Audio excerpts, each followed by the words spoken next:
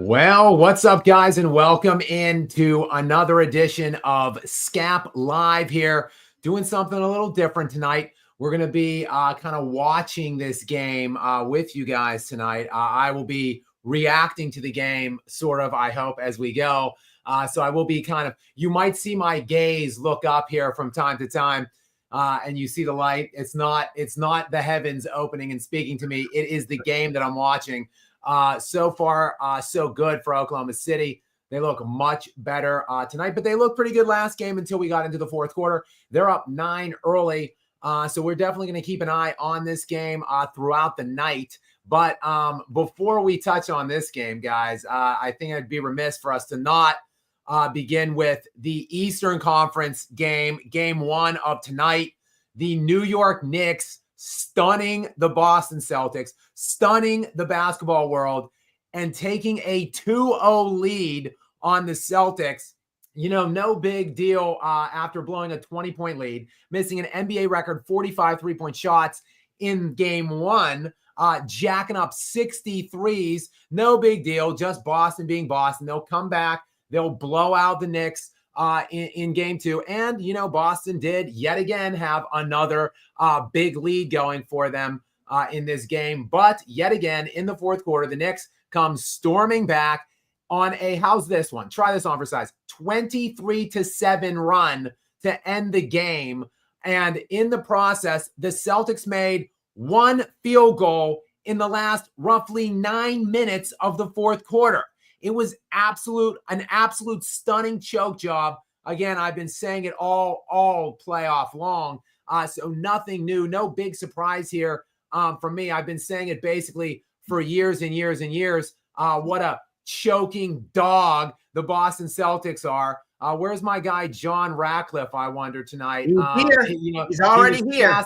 He was chastising me last night about how unfair and how premature I was being to the garbage can Boston Celtics and the choking dogs that they perpetually seem to be. So they yet again came out and showed their true colors in full force tonight, barfing all over themselves, right on tune. So we'll see. You know, they are better, actually. Surprisingly, the Celtics are better on the road than they are at home. So we'll see if they can go get back in this series, scrape their way back in it. But the Knicks just seem to be the more poised team down the stretch. They just seem to be finding ways to get the wins in the fourth quarters. And a lot of that just is just sitting back and watching the Celtics choke. And no bigger choke artist on the Celtics. Maybe no bigger choke artist in the entire NBA, who's been bailed out by his team last year on that championship run, than Jason Tatum. He was abysmal in game one of this series when the Knicks stole game one, and he was abysmal again tonight. How's 13 points on 5 of 19 from the field grab you for Jason Tatum in this pretty much must-win game? Just terrible. An awful final possession for him. Didn't really even get a clean look off in getting a chance for a game winner there. And the Knicks, who didn't play great, they shot 43% for the game, did the New York Knicks tonight. They shot 29% from the three-point line. They only scored 91 points, but it was enough to go in there and take the second game as well against the Celtics. And now, here we sit in an NBA playoff series round here, the semifinals, where we have been waiting all year long for the Celtics and the Cavaliers to play in this mega series in the Eastern Conference Finals. And now both of them have crapped in their pants, like just a sheer display of unparalleled ass by both teams, going down 0-2 in their series. And who knows if either one of them is going to get through at this point. Credit, though, to the Celtics. They did not chuck up 60 three-point shots tonight, only 40 tonight. So, thank goodness for that, for them at least, minimizing that by about 20. Just to give us a quick catch up here on what's going on. No surprise here. The Thunder are all over the Nuggets, 25-11, out quick in this game. That defense is really dug in. And, the head man over there, Dagnall, who coached as poorly as his players played down the stretch in game one, has made the adjustment, the adequate adjustment, which I have been calling for 2 days now, to play Chet and Hartenstein together. He has gone to the bench here. He's taken Hartenstein out early on here, but they started the game off together on the floor, and they look good, I think, on the floor. I don't know why he doesn't play them more. That should neutralize Jokic to some degree.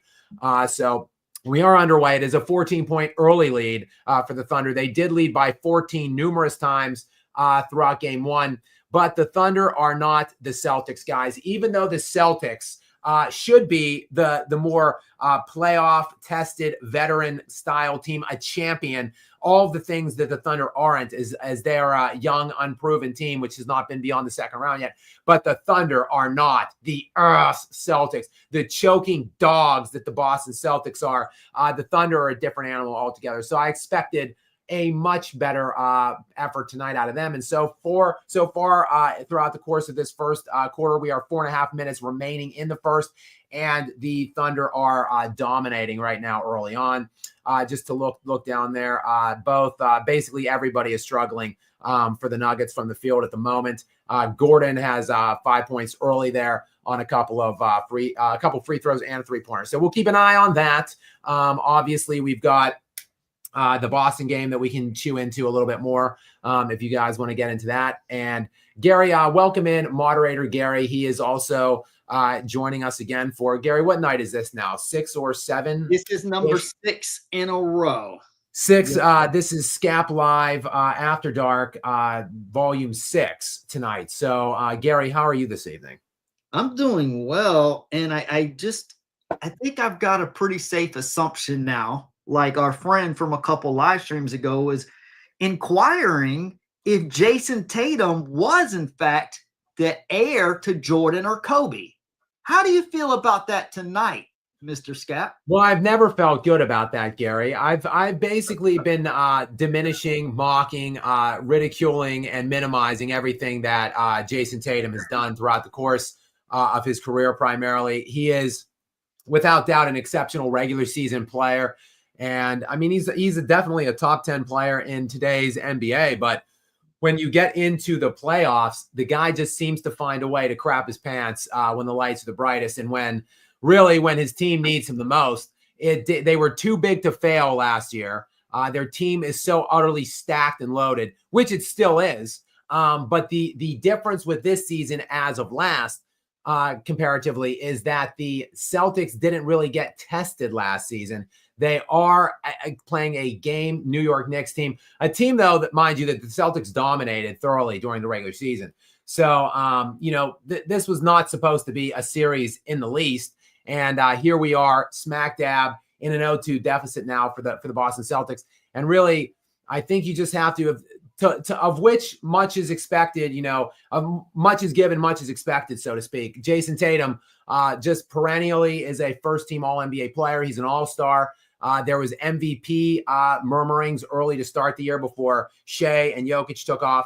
So, when you are the best guy and when you are routinely spoke about as a top 3 to 5 player, like, you get the blame then when your team is absolutely stacked like it is. So that's pretty much where we're at. Like, Jason Tatum he should wear the lion's share of the blame here, particularly because of how poorly he has played throughout these 2 games and how bad I think he played at times throughout the NBA Finals last year. They just got lucky that Brown was there to carry, and that, ultimately, I don't think that the Dallas Mavericks were ready for that stage. So sorry, guys, I will be a little distracted throughout the early stages of this portion of our live stream, as I will be keeping an eye on this game, the Nuggets Thunder game, of which I was expecting a 4-game sweep or a 5-game gentleman sweep for the Thunder when the series started. Somehow, some way,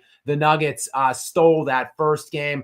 Is not trending in a good direction right now for the Denver Nuggets. They are down by 20 now early. It is 3 minutes still to play in the first. Obviously, Jokic will be going to the bench to end the first quarter, so probably not going to trend in a better direction once he gets to the bench. So, yeah, the Thunder are just swarming defensively right now.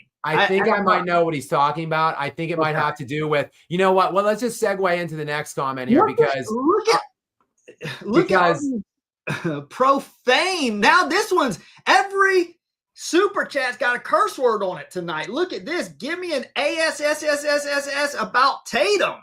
Well, and the reason I wanted to bring this one up is because I think it's tying in with John's comment. I think that's what he's talking about. I think he's talking about the that Jason Tatum was, and that all of Boston as a whole has been throughout the course of this series, and particularly in the fourth quarters. Just an abysmal, abhorrent choke job in the first basically 2 full games that we've seen in the fourth quarters for the entire Boston Celtics team. So it's been a humiliating display for them. There's no doubt about that. We have what is this class in? Can you help me out with the pronunciation on this? Class in gamer here in next gamer. Class and gamer. Yes, sir. He says the Celtics simply don't care, and the Knicks do. Yeah, I mean, it certainly looks, at least when we get into the fourth quarters, it certainly looks, I don't know what's going on in the fourth quarters, honestly, that these unbelievable choke jobs and the fact that they've had an extreme amount of dominance that they've displayed throughout the first 3 quarters of the games by and large. It's just unbelievable how they just evaporate altogether in the fourth quarters. And you would think, I was expecting this last year, quite frankly, because this is their MO. This is what they always do. This is who they've always been during the Tatum and Brown era. But somehow, some way, they have cobbled through that playoff run last year because of all of the injuries that we spoke about last night. Again, it was Giannis who had the tendonitis in his Achilles last year, didn't play, and they lost in the first round when he sat out. Joel Embiid limped through the first round as they lost. The Knicks lost half of their players throughout the course of their playoff run last year. Halliburton got hurt last year while they were playing Boston. Donovan Mitchell got hurt last year in their series. So literally every single player got hurt in the Eastern Conference in every single series that they played. They either bypassed all the great players altogether, or the great players they were playing at got hurt in the midst of the series. Then they got about as fortuitous as a draw as they could possibly have hoped in the Dallas Mavericks. So, I mean, it just, everything went their way last year. And, I was shocked even still with everything going their way that they didn't puke all over themselves. But they somehow, some way, they avoided it. And I thought maybe they would have learned some kinds of lessons last year, but it doesn't seem as if they did. And speaking of learning lessons, it looks like the Thunder learned some lessons last game, because we'll get back to the comments, but holy freaking crap. This is an absolute curb stomping in the opening stages of this first game. I was expecting the Thunder were 12-point favorites to open this game. So no surprise that they are opening a can of whoop ass all over the Nuggets currently. But even the scope and size of this absolute beating is still really breathtaking to behold and surprising even for me to see. The Nuggets right now are down 40-60. So that's a 40-16 rather. So they're down 24 points early here. It looks like the score just jumped 40-18. So make it a 22-point hole with a minute and a half to go in the first. And the Nuggets they're shooting 31% right now for the game. Conversely, the Thunder are shooting 70% still. So that's a pretty high percentage, guys. If you're new to basketball, if you haven't watched many games, you don't see people shooting 70% for an entire quarter very frequently. So that is a pretty nice little start for the Oklahoma City Thunder. And I believe we were, back to the comments. We've got Cusmo Jimbo, and who's a regular contributor here at Skap Live. So many thanks to you, Cuse. Gary, what do we got here from Cuse? Epic finish by the Knicks. There's no way they can keep getting away with these slow starts, though. Also, is there an official definition for Tatuming? I think you just coined it.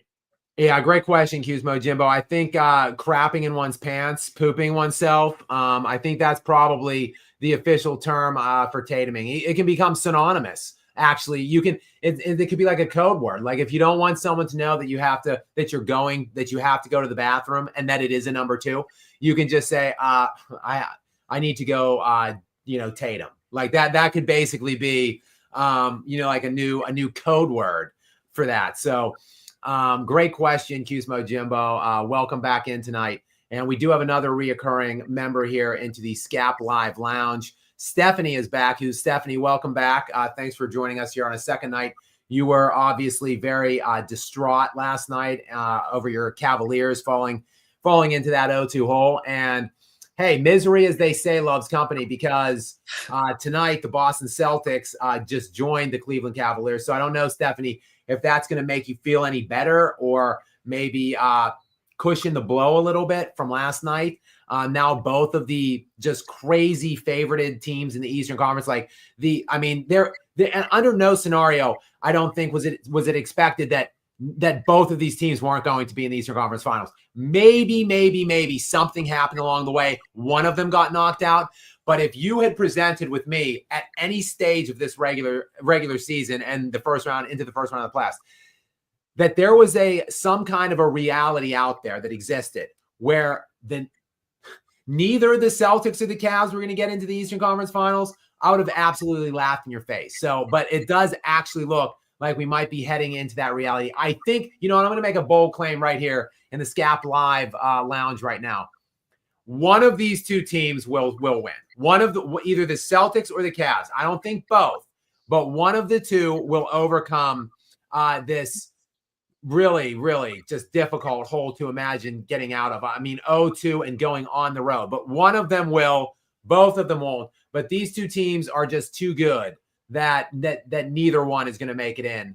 I just glanced up and I saw more 3-pointers raining from the Oklahoma City Thunder in this game. It's just unbelievable. They're 5 of 9 from 3, 55%, still now 71% from the field. The Nuggets are down 44-21 right now. A lot of poor shooting all the way around for the Nuggets, as you would imagine, when they're still not even close to nearing 40%. But I'm sorry, back to Stephanie. Guys, I'm a little distracted by the earth beating that I'm watching, unfortunately, unfold before me here. What does Stephanie have for us, Gary? Maybe Boston will bounce like the other champions. I guess she's referring to the Nuggets, unfortunately. We'll see. I think if I had to pick one of the two, I just said leading into Stephanie's comment here, Stephanie, thank you very much. that I do believe one of the two teams will be coming back from this on that Eastern side. If I had to pick one of the two, even though the Cavaliers have a lot of injury issues going on right now, which is their primary issue. They're not throwing up all over themselves, at least like the Celtics. But so even though there's the injury issues, I think if you put a gun to my head and force me to pick it, I would probably think that the Cavaliers would be the team that would be coming back if I had to pick between the two of them, even though the Celtics are the much more talented team. They are also, in my estimation, playing the better opponent in New York. So, but Stephanie, thank you very much for coming back in, for sliding into the lounge. I appreciate you, and I'm wishing your Cavaliers better luck than my Nuggets right now at the moment. Looks like we're at a stoppage right now. End of the first quarter. End of the first quarter stoppage, and we've got 45-21 advantage for the Oklahoma City Thunder. So, yikes. Yeah, 45 points for the Thunder in the first quarter, and that will happen when you're shooting 71%. Literally nobody is playing poorly at all. All of the players I'm scrolling down right now in the box are just thoroughly dominating right now for the Thunder. Conversely, no one is playing well on the other side. Actually, Russell Westbrook, shout out to him, 3 of 3 for 7 points. The lone bright spot on the Denver Nuggets at current. So we'll keep an eye, obviously, on that as we go. We have can you help me with the pronunciation on this? Caleb Coyne, I believe, is the name. No question, no comment. Just wanted to slide on in and donate to the Skap Live Lounge. So Caleb Coyne, many, many thanks to you. Shout out to you. And now we've got John. We've got John back in here. Now, for those of you who may be new to the Skap Live Lounge at this point, or maybe you weren't with us for the entirety of the Skap Live session last night, there was a movie conversation broke out because I outed myself as a major movie buff, a major movie fan.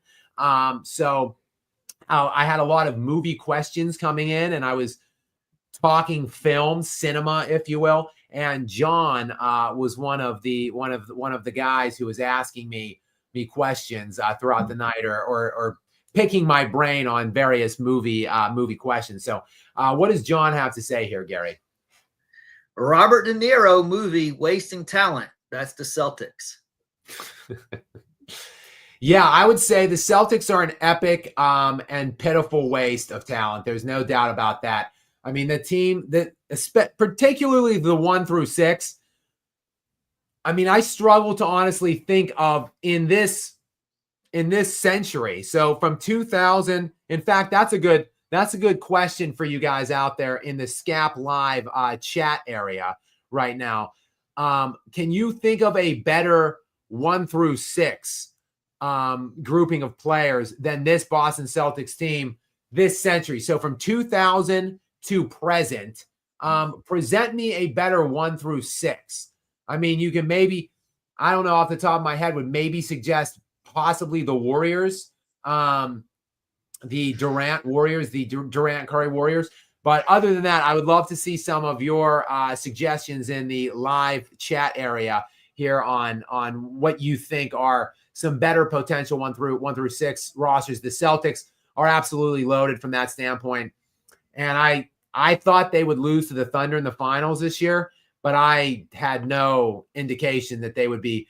Maybe the Cavaliers would catch them in the East Finals, but to lose in the second round would be an unmitigated failure, one of the biggest collapses in basketball history, and just an undeniable and total choke job. Jolly Joshams is back in here as we are underway now in the Nuggets Thunder second quarter, and the Nuggets are still, they've gone to the bench now. DeAndre Jordan is logging minutes. He's going to be continuing to log minutes. He's basically their only center other than Nikola Jokic on the team. So, we'll see what they can do with the second unit. And obviously, my expectations are not high for this second unit. The first unit is getting beat down to this degree. I really don't see them making making much of an inroad here with their second unit. So let's go to, but we'll keep an eye on it. Jolly Joshams, though, a repeat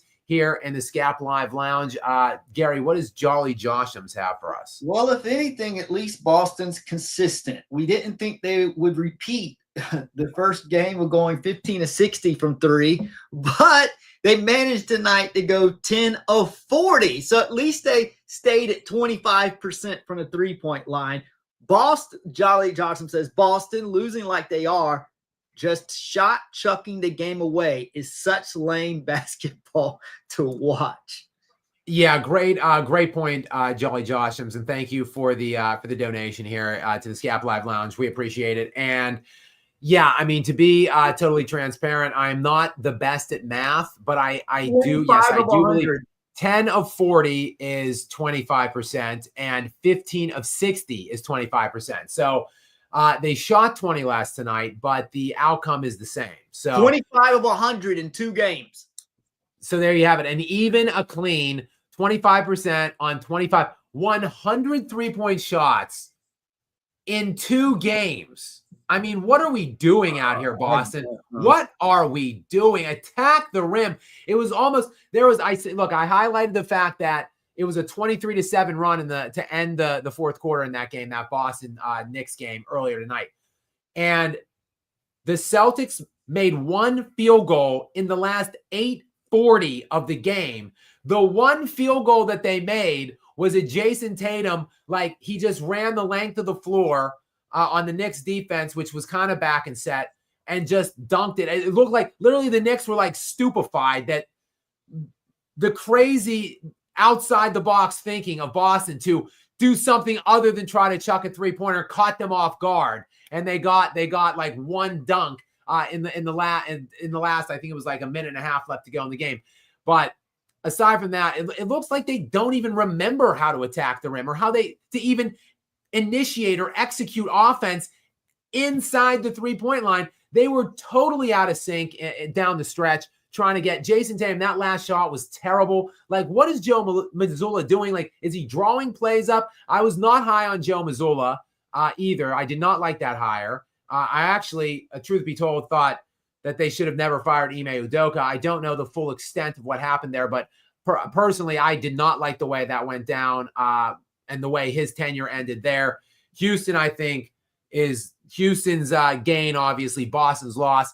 Mazzulla, just like his team last year, too big to fail, but they are all failing in epic and spectacular fashion right now. And speaking of epic and spectacular fashion is the scope of this beating, which is still going on. Is 54-30 in this Thunder Nuggets game. 10 minutes ago in the second, and just an absolute curb stomp sesh going on. 75% shooting for the Thunder right now. 60% from the 3-point line, but 75% for a team now, 2 firmly into the second quarter. Unbelievable. Make that a 27-point lead now. Yeah, this game is not good right now. I do not see a Knicks-like comeback either tonight, but we'll see. We'll keep an eye on it. And in the meantime, I can at least kind of devote more attention to you guys and just chatting because obviously I was looking forward to watching this game, and I indicated that I might be a little distracted as I'm watching some of it as I talk with you tonight, but I clearly don't need to watch much of this. This is worse. I was expecting bad, but this is worse than I thought. Jolly Joshams, again, many thanks for being here in the Skap Live Lounge area. The Enforcer, I like that name, is in. Gary, what does the Enforcer have for us right now? Why do you think people care so much about record and disregard the relative value a player brings to their team when it comes to MVP?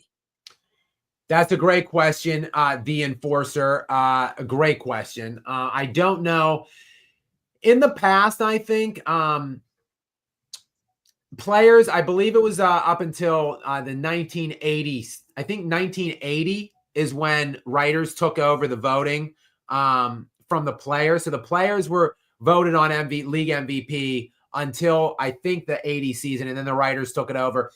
And basically, I would present this to you. When the writers initially took over voting, it was inherently difficult to absorb all of the information and take in all of the games back then. I mean, think about that time frame, and even into like the 90s. And now we have games are available at our fingertips now.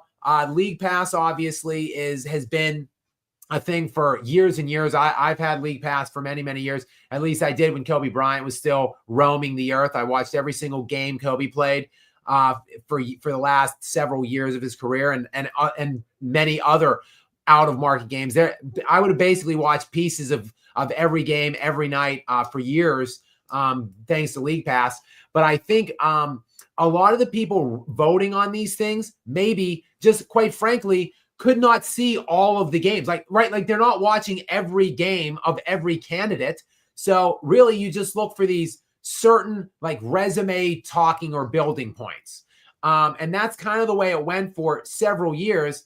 But now there are so many advanced metrics and analytics and such an exhaustive research and study into these players and into this game now that you don't really necessarily have to, yes, particularly in the playoffs, you really do have to watch and see how things unfold. But when we're talking just value provided in the regular season, you really can look and study like, what does player A bring to the floor for his team when he's on the floor versus off? And it's not just saying, in a snapshot of how many games did they miss, and let's just look at those games. No, you can look at every single second that player played all year long. And then you can look at every single second that player was on the bench all year long. And you can look and see, what did the team do when the player was on versus off? I mean, to me, it really is that simple. Like, look at who provides the most value. Like, what would a team be, per 100 possessions or with a replacement level player for a season? Like, how many games would they win truly without player A versus how many games would team B without that player B win without him on the floor? Like, it's easy to see. And it's easy to see that Nikola Jokic is by far the MVP of the NBA this season. And going into this game, obviously it's going to be skewed here with what's going on right now in this epic evisceration that is happening. It is now a 29-point lead. The Nuggets are nearly being doubled up. Like, how stupid could the Thunder be feeling right now about the way they closed game one? Like, they were up 14 points with 4 minutes. I'm sorry, they were up 11 points with 4 minutes to go in game one. Like, if they had just held on to that, I mean, this would be sweep city here. But so the Nuggets, they should be feeling extraordinarily thankful that they stole game one, because they're nearly being doubled up right now here in game two. So, but going into this game tonight, I looked at the numbers yesterday. And in the playoffs, that both Shea and Nikola Jokic going into the playoffs for the entirety of the playoffs to this game two in this semifinal round, both Jokic and Shea were net rated at around +7. So the Nuggets were plus 6 or 7 with Jokic, and the Thunder were +6 or 7 with Shea. But without Shea on the floor for the first 5 games they played in the playoffs to this point, the Thunder were actually +30. So they were 24 points-ish better without Shea on the floor, whereas the Nuggets in many more games, so they played 7 in the first series and then they play 1 here. So in 8 games that the Nuggets had played going into tonight's, while Jokic was only like +6 when he's on the floor net rating, they were -30 without him. So while the Thunder lose 24 points on average with Shea on the floor versus without, the Nuggets are 36 or 37 points worse. That's just in the playoffs. So that's what I'm talking about to bring it back to the enforcer's question. I don't know why we just have to look at, who wins more games. Like whoever wins more games obviously has to be the MVP. I don't know why that is, because we have the analytics, we have the information available to us that we can actually dig in and act and really determine who is actually providing the more value. Sure, the Thunder won 18 more games than the Nuggets did in the regular season, but if the Nuggets would have only won 20 without Jokic, well, he then provided more value in getting to 50 than Shea did in getting his team to 68. So great question, Enforcer. I don't know the answer as to why they still do it now in this day and age when they have all of these advanced metrics and analytics available at their disposal. If you're not going to watch all the games, which realistically, who can watch every single game all year long? Practically nobody. But you can still study, evaluate, and make an informed and educated vote, which I don't think several of the voters that are voting still in today's day and age are doing that. So we will see. I think it's just a matter of time before we hear the announcement that Shai Gilgeous-Alexander will be the regular season league MVP. And we'll see. It looks like they're bouncing back in a major way in this game. I think, again, I thought this would be a very short series now with the Nuggets stealing that game one. Maybe it's a little bit longer, but we'll see. I would speculate that Shea would be presented with the league MVP probably in game 5 before that game. If they get it back, they're obviously not going to give it to him. It wouldn't be given to him at any point in Denver. So probably game 5, because we don't know if it'll make it to a game 7. So that's probably the game that it's going to happen. But good question, Enforcer. And we've got E in here. E, who we know is an avid Jokic hater. So I'm sure he has some kind of some slander coming on here. What do we got here? Murray, Curry, Lucas, McDonald's, Flurry. OKC in 5. Yeah, I mean, like I said, I had them in 4 or 5. I could have seen a sweep for sure before the series started. So I was thinking 4 or 5. So E, I would not give you much pushback on that. We'll see. I still think the Nuggets are probably going to play a really good team-centric game at some point in one of the next 2 games in Denver. So they will not be winning both of those games. Like, it will not be coming back 3-1 for game 5, Denver. But I think at this point, with them stealing that first game, I think they'll find a way to gut check, like, I'll win in the next 2 games. So I see a split. I see a 2-2, and then coming back to game 5. Probably I like the Thunder in that game. And then from there, look, it'll be up the Nuggets. Their life will be on the line. They'll be facing elimination at home in game 6, and we'll see what they can do. I wouldn't have much confidence in them winning that game, but who knows? They play good at home. It's high altitude. They're a well-conditioned team, but the Thunder are young and very deep. So I think that mitigates that advantage to some degree. So, we'll have to see, but I would not give you much pushback on that. I make no illusions that I think that Denver can win this series or win the championship. My only premise is Nikola Jokic is by far the best player in the NBA. And if you swapped Jokic and Shea, I think probably the Nuggets lose in the first round of the playoffs if they even get in. And I think the Thunder easily win the championship with Nikola Jokic, probably easier than they will with SGA. But that's pretty much my main point, is that Jokic is the best player. I'm not saying that Denver's the better team or a good team or that they're going to win this series. I don't believe any of those things. But that's pretty much my point, E. I would not give you any pushback on that five game call, though. We've got Seahawks and Tua fan. That's a pretty straightforward kind of a handle there. Seahawks and Tua fan. What do they got there, Gary, for us? Hey, Skap, I'm going to take a Tatum. Be right back. That's a good one. See, we're already building things. We're creating trends. We're think tanking here in the Skap Live area in the lounge. I mean, I like that.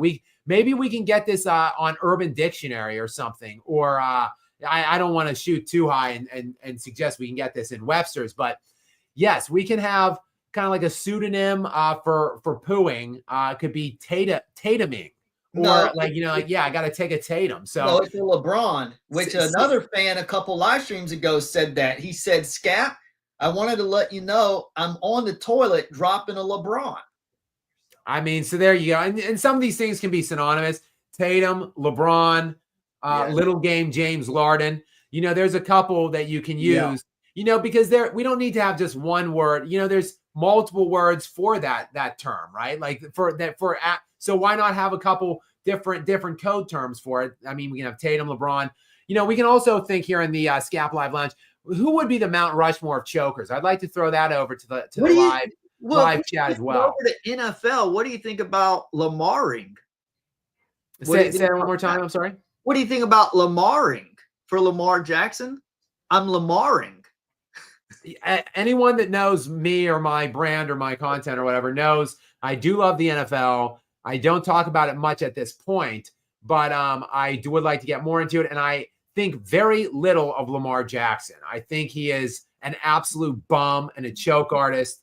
I think he's one of the most overrated players in NFL history. I think he came very, very close to winning a third league MVP, which would have been just absolutely outright absurd. But yes, we could expand the scope, Gary, and include some NFL players. But yeah, I would like to throw a question over to the live lounge here, the chat area we were talking Mount Rushmore of choke artists last night. I would like to maybe see. I think Tatum and Harden and LeBron would be 3 of the 4. Maybe let's get some suggestions flowing. And Gary, keep me posted. All right. Keep your eye to the chat and let me know any suggestions that might come rolling in here, or streaming in, as they say, as the streaming in as the Tatum is from some of our people here out there. So great comment there, Seahawks and Tua fan. We've got B Twixt is in. B Twixt for the first time tonight. B Twixt is typically a pretty prolific commenter here and contributor on Skap Live. So Gary, what does B Twixt have for us? Well, I think B Twixt is a fan of Gary 828. I think he's become a pretty big fan here. He's given me a lot of love and attention. I appreciate that. Moderator Gary thinks Olive Garden is fine dining. Well, I'm not sure how to say that. I'm actually diabetic, so I don't eat too much pasta and bread. So I wouldn't say I go to Olive Garden very often, if ever. But no, I wouldn't actually think that it is fine dining. What do you think, Scott? The great question, B Twixt. I to be honest with you, have not been to Olive Garden in roughly 20 years probably. But I'm not going to shade Olive Garden. I like the OG. When I did eat there, I enjoyed it. I likely would eat there more frequently if, 1, there were any around me, and 2, if I really didn't care about my health and well-being, because I once looked at the nutritional components of the Olive Garden meal that I frequently got, and it was literally like 120 grams of fat in there. So I pulled off of my Olive Garden eating, and I'm kind of a health conscious guy. For those of you who don't know, out there in the Skap Live Lounge area. So I've not had the OG in a while, but I do love it. And I don't think I think of it as fine dining though, B Twixt. So, but I won't shade the OG, but good question. We have just Brian. Brian, hello. Welcome in to the Skap Live area here. We're watching this game, game 2 here. For those of you who are just joining us, we are watching game 2 of the Western Conference semis, Oklahoma City and Denver. And breaking news here, the Nuggets have chipped into this lead, guys. It is down to 28 now, nearing halftime. So it is under 30 now. So don't look now. Here comes the Nuggets. And they are over 40% from the field shooting now. Finally. So, well, just like that, the Thunder hit another 3 and it's now back over 30. So go ahead and scratch that. They're shooting 62%, 48% from 3. This is just an astonishing ass beating here right now in game 2, but we are keeping an eye on the score. We'll talk about it. We could do a little post-game sesh if you like. And for those of you who might be joining us here in the Skap Live, maybe you got lost and you just wandered on here. And maybe you're not even basketball fans, but I'm just going to update you. The Knicks stun the basketball world. And I really am. I do not think the Cavs going down 0-2 is shocking based on all the injuries that they've absorbed. I don't think the Timberwolves choking in game 1 behind a puny, tiny little effort by Anthony Edwards should be all that surprising, though it was in the context of Steph Curry hurting his hamstring and playing in only 13 minutes. I think the Nuggets coming back in a game where they were losing by basically 10 to 14 points all game long in game 1 was a shocker. Tonight's outcome, probably not so surprising, even though the margin is immense. And it is massive. Holy cow, it is now 78 to 43. But that's where we stand. We will keep an eye on it, keep updating you. But guys, I was really looking forward to this game, at least a semi-competitive game, which I'm not getting. So rather than sulking and mulling this over alone, like in some dark corner, it's actually helping me. It's a little cathartic. It's like I'm kind of like getting some kind of a therapy session, talking this through with all of you guys. It's actually making me feel a little better, just having just being able to sprawl across the couch here, so to speak, and just talk about my feelings about this game. So many thanks to you. And Brian, sorry to trip over your comment here. Many thanks for your contribution here to Skap Live. We do appreciate it. Gary, what does Brian have for us here? Loving these lives, Skap. Who do you want to win in each of the round 2 series? And then who do you want to win the final and why? Great question, Brian. That is a great question. Obviously, I think people that know me know that I think very highly of Nikola Jokic. Every year I come into the playoffs and I'm rooting for. Forget about the playoffs. When the season begins, Brian and Skap Live, there are certain things that I'm rooting for and rooting against. And after that, I don't really care what happens or transpires in between all of it. So I want the Nuggets to win first and foremost. Like the top thing I'm rooting for is Jokic winning, because he's so utterly dominant. He's been cheated out of 1, soon to be 2 league MVPs, taken off of a resume that should include them. He plays with a garbage lineup by and large, so he really has no feasible opportunity to compete for championships. So I just feel badly for him and being such a great player that he deserves to win. So that's why I root for him. Secondarily, I root for Giannis Antetokounmpo. So if not Jokic, I'd love to see Giannis win every year, or vice versa. Either way, I'd say either Jokic or Giannis, because of all of the reasons I just outlined of why I root for Jokic. You can just apply that all to Giannis. Terrific, all-time great player, classy player, does everything the right way, doesn't cheat the game himself, and yet he's just been mired with inconsistent trash lineups and just a terrible organization around him, awful team building.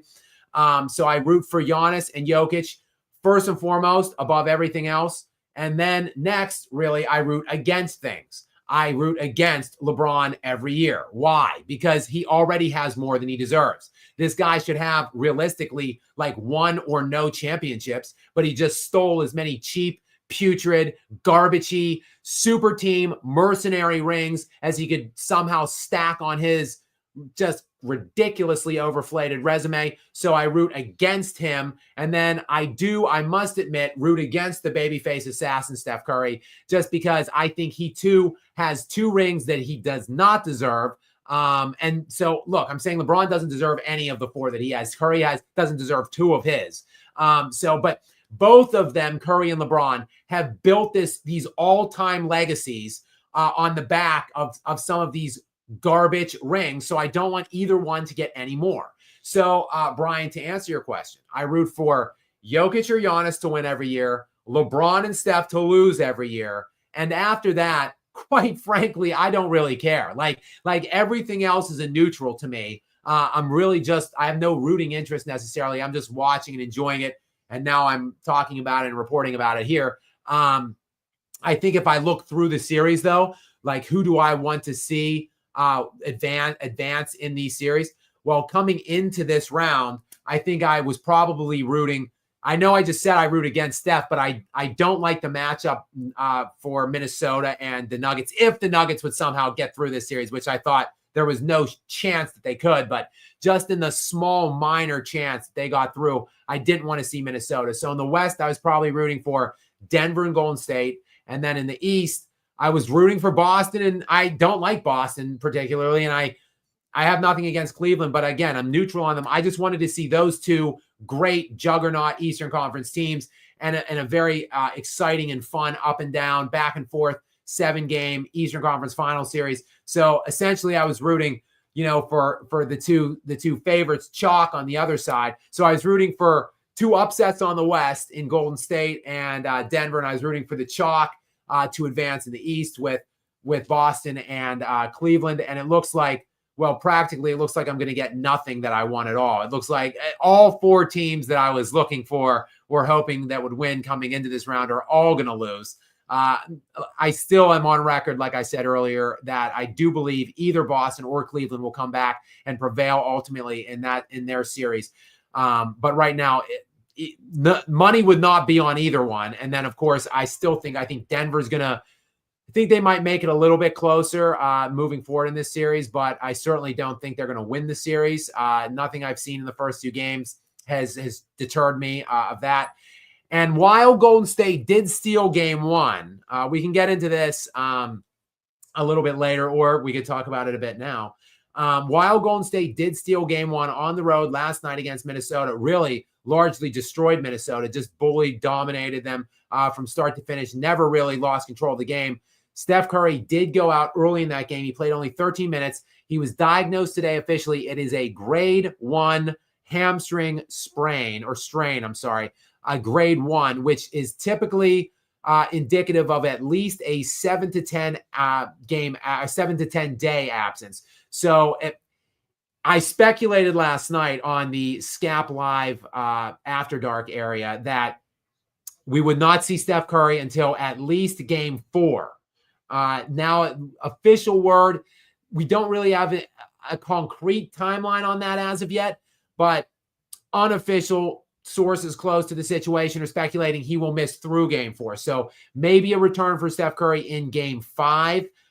But even though they stole that first game, I would not be feeling good about their chances moving forward. So yeah, I think right now we're looking like we're heading towards a Minnesota, Oklahoma City West Finals, and probably, I don't know, I would say probably a Pacers and Celtics maybe East Finals. I still think one of these teams is going to find a way to win, like I said, in the East. And there's just so many injuries on the Cavs side. I just don't know if they're going to be able to get it done. But good question, Brian. Sorry I rambled on a bit with that. So, Gary, I'm going to turn it over to you for a second and see what Bob Leaf has to say. I do not recognize that handle, Bob Leaf. So many thanks for you for sliding in to sponsor us here on Skap Live. I do appreciate it.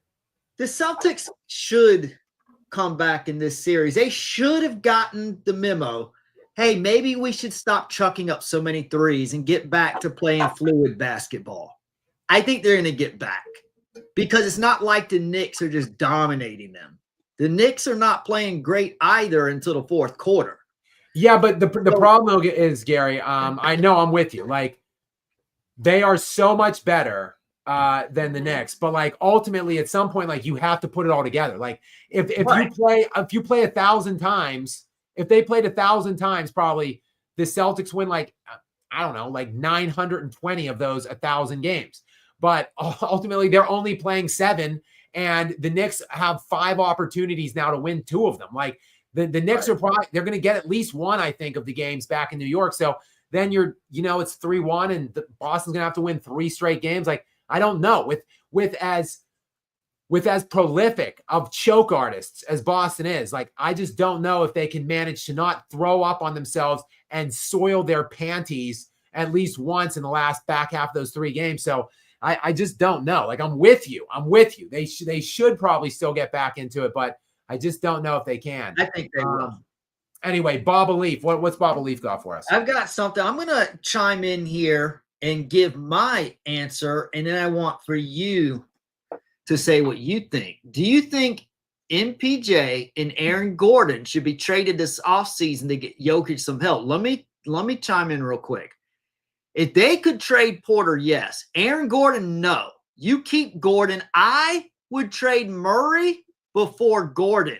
Gordon and Jokic fit really, really well together. I love Gordon with Jokic and think he's the perfect complement. What says you, Skap? Yeah, great point, moderator Gary and Bob Leaf. Good question. I do think, I think some major changes need to be made in the offseason.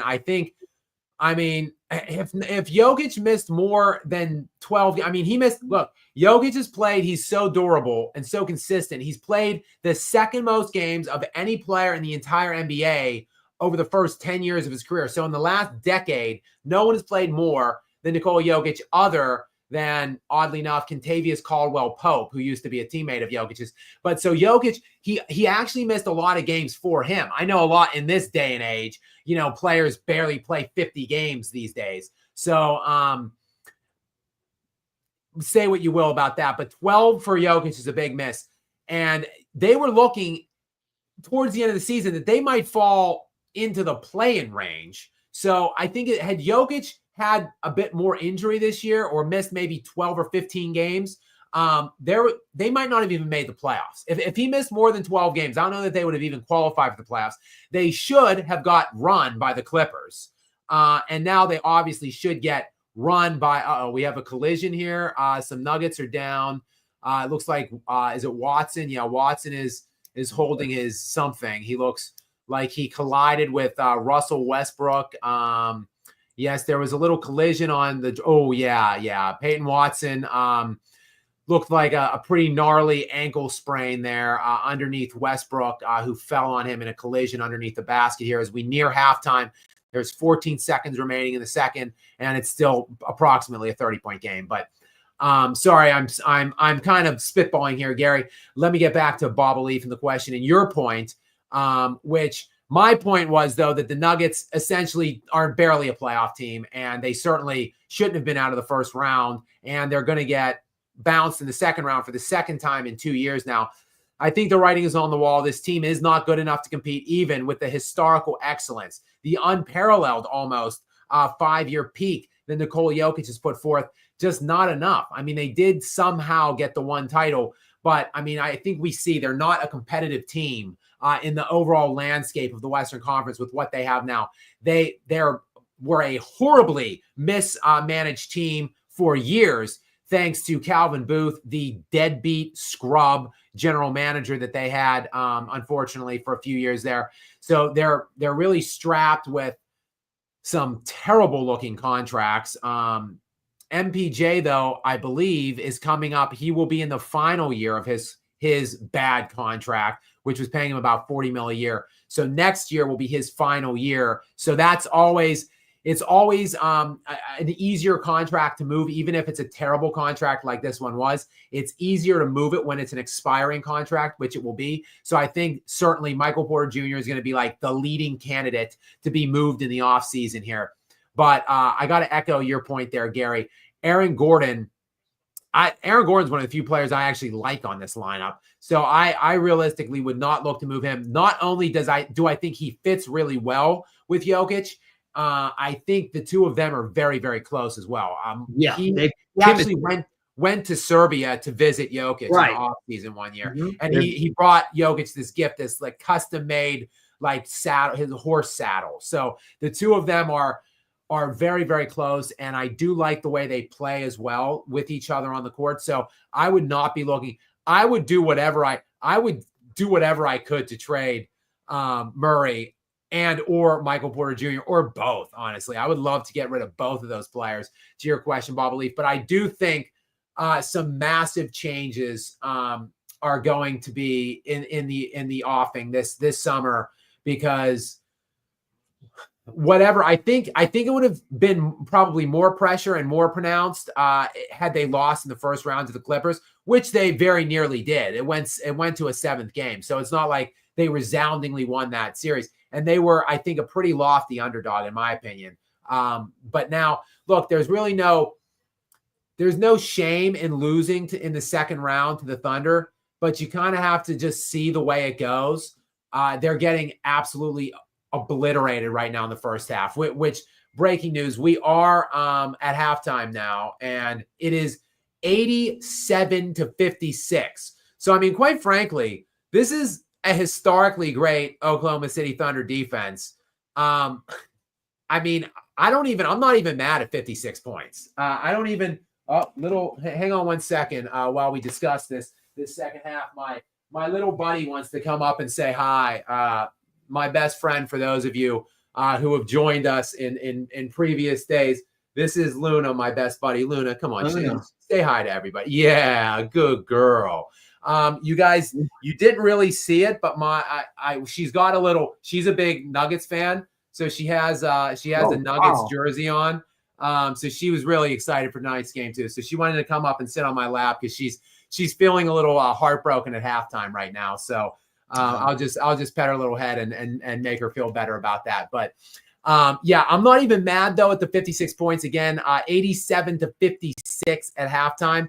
56 points though on this defense, like you'll take that. 87 that you gave up though in the first, nearly 90 points in the first half, like obviously not acceptable. 60% shooting from the field for the Oklahoma City Thunder at halftime. I can't really pick anybody out that's playing poorly. Shea, though, of course, let me spotlight him, playing a magnificent game. 18 points, 7 assists, and 2 rebounds for SGA at halftime. On the other end of the spectrum looking at the Oklahoma City Thunder, though, every starter is in double digits right now. As we work to halftime, and it is over a 30-point margin and nearly 90 points put up in the first half. Every single freaking starter is in double digits for the Thunder. Insane. And also 10 points, so double digits for Aaron Wiggins off the bench. It is halftime in this game, and there are 6 Thunder starters already in double figures.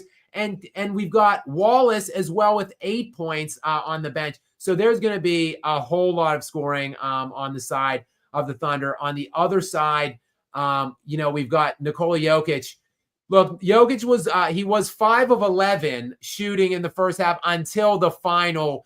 Jokic does this all the time, and he's constantly depreciating his statistical output and his shooting percentage with these desperation heaves that he often takes. So he was 5 of 11 shooting in the first half until this desperation, like 80-foot heave he just chucked up at the rim to end the half. So he's 5 of 12, but 15 points for Jokic, 7 rebounds, 5 assists. Like, okay, 1 block, only 2 turnovers. Like, Jokic is, that, again, you will take that game. Like, he's probably not going to play a single second of the fourth quarter. So, likely not, but he would be on an easy pace for a triple-double here, a 30-point triple-double if he actually had to play more than about 30 minutes, which he likely will not in this game because it is already all but over. And Russell Westbrook is having another strong game. Russell Westbrook has been very strong in these playoffs, 15 points off the bench for him tonight. Michael Porter Jr. is up to his old tricks. This floating dumpster fire that is Michael Porter Jr., a floating dumpster fire down the endless sea of some polluted river of filth. That's what Michael Porter Jr. is. He has been absolute garbage all playoffs long. He scored 2 points on 1 of 8 shooting last game. And now at halftime for MPJ, he is 0 of 4 for 2 points. So this guy is just hot trash. I don't even know why he's being played at this point, though. Peyton Watson, like I said, at the end of that half, looked like he kind of hurt his ankle. So that's going to even shorten this bench even more. Right now, Peyton Watson, DeAndre Jordan, and Russell Westbrook are the only players that have played off the bench. So if Watson starts, that's going to shorten their rotation even more. This game is all but over. Obviously, massive advantage for the Thunder, I think, moving forward. It's, a best of, the next to win 3, basically. So, we'll see. I'm sure the Nuggets will have a much better effort in game 3 when it shifts back to Denver, but obviously the Thunder are doing exactly what they had to do, what we expected that they would do moving forward. So kudos to them. And yes, Bob Leaf, good question by you. Yes, the Nuggets will probably make some changes in this offseason. Gary, we do have Stephanie has come back. Yeah, I have a follow-up. Go on. Go ahead. While we're on the Nuggets, and then we'll do this one. Okay. We would agree, you and I would agree that Mike Malone was a good coach, right? Yeah, for sure. Yes. You know how much you can't stand Calvin Booth, and I'm with you. You know Mike Malone's very fiery and doesn't hold back. You can only imagine the conversations he had with management about Calvin Booth. I think that's why he ultimately got fired, because he burned bridges. Yeah. So if you hear, there have been various reports streaming out from sources close to the situation that essentially there was such an untenable, tied for the most points in any half in NBA playoff history. I just saw that real quick. The Oklahoma City Thunder's 87 points now in the first half is tied for the most in any half ever in playoff history. So there's that. But yes, Gary, there are reports that basically it was such a divisive atmosphere in the organization for the Thunder all year, because Michael Malone and Calvin Booth hated each other, and they had polar opposite viewpoints on, how to run the team, what players should be getting minutes, the players that were given the contracts that they were given. So it was so divided that like there were people were walking on eggshells. Some people sided with Booth, some people sided with Malone. So ownership, in like this fit of desperation, basically, they didn't want to take sides. So instead they just cleared house and got rid of both. So that's basically what happened. But I obviously do think Michael Malone is a good coach, but there's no doubt they've played better from a team standpoint and from a defensive standpoint since they made the move. So I can't reject that premise necessarily, that there was something there that while Michael Malone is a great coach, like maybe he's been there 10 years, Gary. So like maybe the message had worn thin. Like maybe the players, who was it? Bill Parcells, I think, would always say like, 5 years. 5 years, like that, like the message wears off after a while. Like you need a change of message, change of voice, so to speak, after a certain point in time. So my point is, to Baba Leaf's point or question, my point is, now that Booth is gone, I think the Nuggets can construct a better roster, and you got to move Porter. But the thing is, who's going to want to take him? Hey, we got a dumpster fire. Who wants? And that's to my point. Like, I'm pretty certain that he's on an expiring contract next year, so it will be his last year. I think I'd have to check that out. But you're gonna have to give assets. Like, you're gonna have to sweeten the pot of his shitty contract and give a first round pick probably if you want to upgrade Michael Porter Jr. Because look, Michael Porter Jr. he's like a 17, 18 point per game scorer, like 8 rebounds per game. So like, and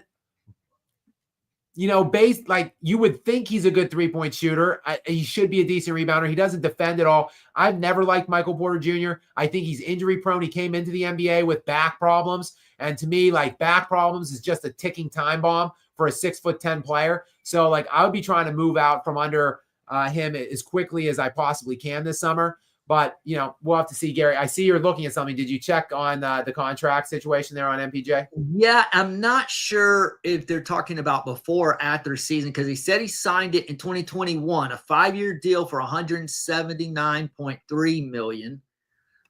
With the contract guarantees $179.3 million. It has an average annual salary of $35.86 million. Wild.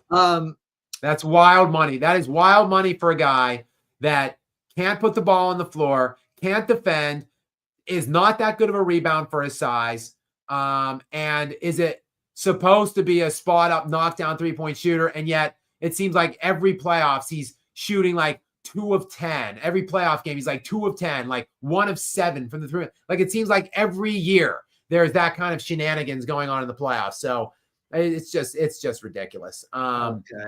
But yeah, we do need, you know who I would like to see get in there in the offseason, but again, Nuggets ownership is very cheap. But if I could suggest, like, my dream hiring in the offseason would be Bob Myers, former general manager of the Golden State Warriors.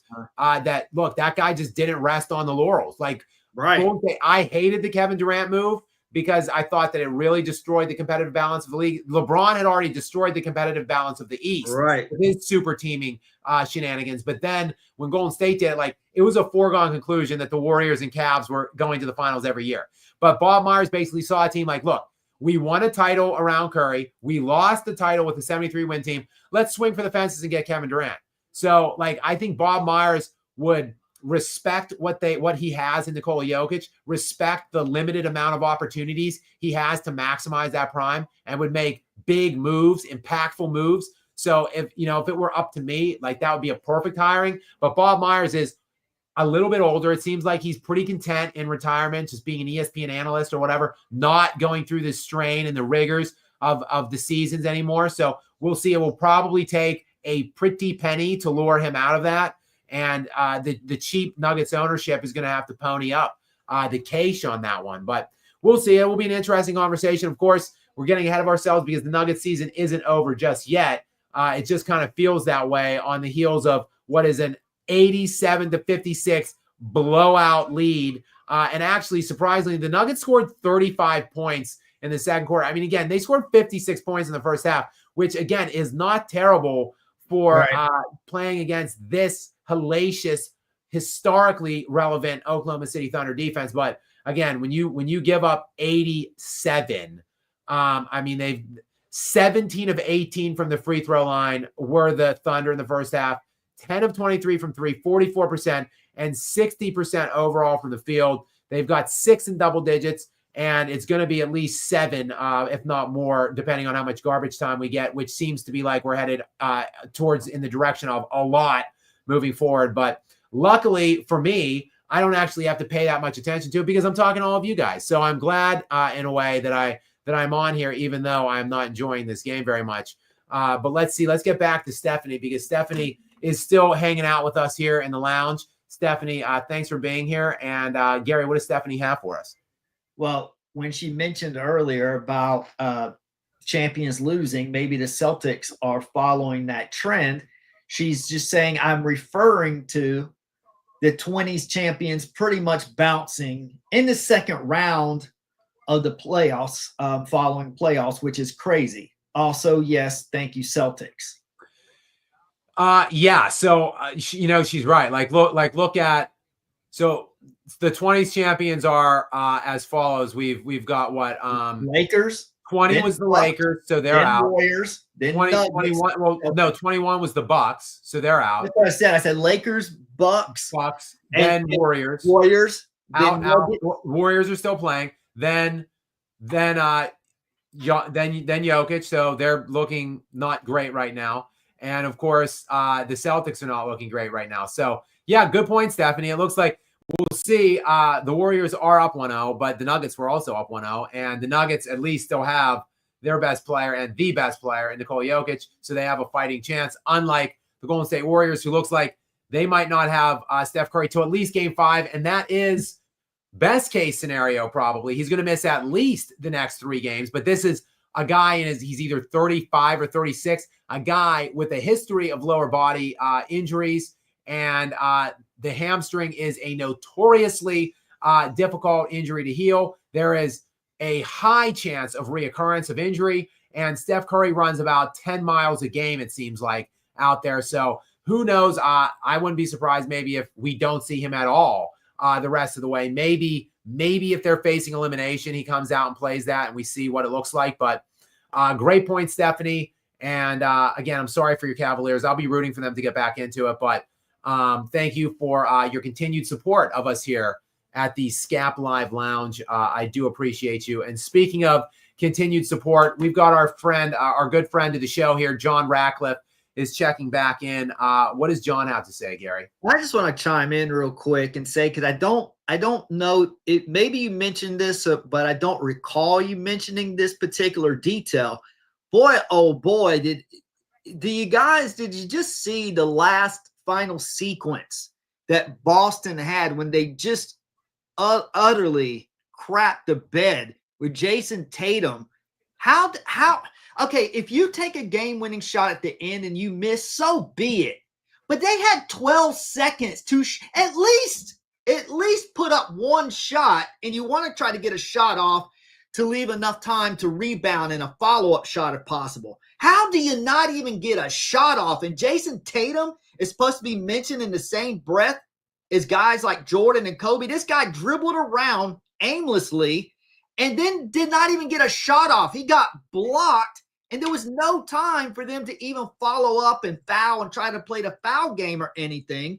That is horrible fluidity and team spacing. So I'm not even a Celtics fan. I just get really annoyed by terrible basketball. And John here just happened to remind me of that point. What says you, Skap? Well, yeah, first of all, I just want to, we could read John what he has. As much as the Bruins, Celtics, and Red Sox have disappointed me lately, they have absolutely nothing on my Jets, constantly ruining my Sundays. But well, first of all, John, the Jets stink. So yeah, at least those other teams have given you something in the last probably your entire lifetime, John. I believe you said you were born in the early 90s yesterday. I think you mentioned that in the live lounge last night. So yeah, the Jets, you've seen exactly nothing good at all in your entire lifetime, basically. I think they made it to the final. I think they were in the AFC Championship the one year. They beat the Patriots, I think, in Foxborough that one year. The famed Bart Scott can't wait game. They went and beat New England, and Sal Palantonio was interviewing Bart Scott following that when they went in and shocked the world and beat the Patriots, the Brady Patriots. And, Sal Palantonio ended the interview with, good luck next week, or we'll see you next week. And the famed Bart Scott drop, can't wait. One of my favorite sound bites. But then in that next week, though, he went to my Pittsburgh Steelers. The Jets did, and they lost in the AFC Championship game. So I think John has seen one. If he's born in the early 90s, he's seen basically like just a smattering, like a few good years. The Jets, by and large, stink. I think they won 7 games 2 years ago with Zach Wilson as their quarterback primarily, and a mixture of other things, Joe Flacco in there. But then you get Aaron Rodgers back last year. So you're thinking, you win 7 games the year before that. Like, you would think that with Aaron Rodgers, even a physically depreciated Aaron Rodgers would be able to net you like 3 wins. They won fewer games. So John, I mean, I don't know what you're doing with your fandom here, but you need to switch things up. You need a fan transplant situation going on here. Just switch things up. Just get new teams, John. Well, Skap, if I recall correctly, between the two of us, between you and I, one of us, can you clarify? I think I know where you're going, Gary. One of us picked the Bills to win the AFC East last year. One of us picked the Jets. Who was it? I can't remember. I figured that was. I thought that might be where you were heading, Gary. Yes, Gary and I were talking preseason about these. We basically liked virtually the same teams to win every division. We did like we looked at the divisions and we were discussing. We essentially picked the same teams to, by and large. We had very similar picks, but I was very high on the Jets preseason because, again, they were not only the 7 games that they won last year with Zach Wilson as their primary quarterback, but they were in more games than that. So, I mean, I thought Aaron Rodgers, for some reason, I thought Aaron Rodgers was going to have kind of a Tom Brady-esque last stage of the career. Like, they thought he was washed. They thought it was over for Brady in New England. He went to Tampa. He wins a Super Bowl. He leads the league in touchdowns and yards the year after the Super Bowl. So I kind of thought, if Brady could do it like 45, why can't Rodgers do it at like 40, 41? But yeah, I was dead wrong about that. The Jets stunk this year. It was pathetic, embarrassing. And I don't even know. It might have just ended Aaron Rodgers' career. How putrid that was this year. He might just seed off into some ayahuasca tent for the rest of his life on some dark retreat shell somewhere on the edge of the world after that humiliation. Who knows? Although he might become knocking to the Pittsburgh Steelers door. We'll have to keep an eye on that. But yeah, Gary, I don't really know how we got down that rabbit hole other than John talking about his ass Jets.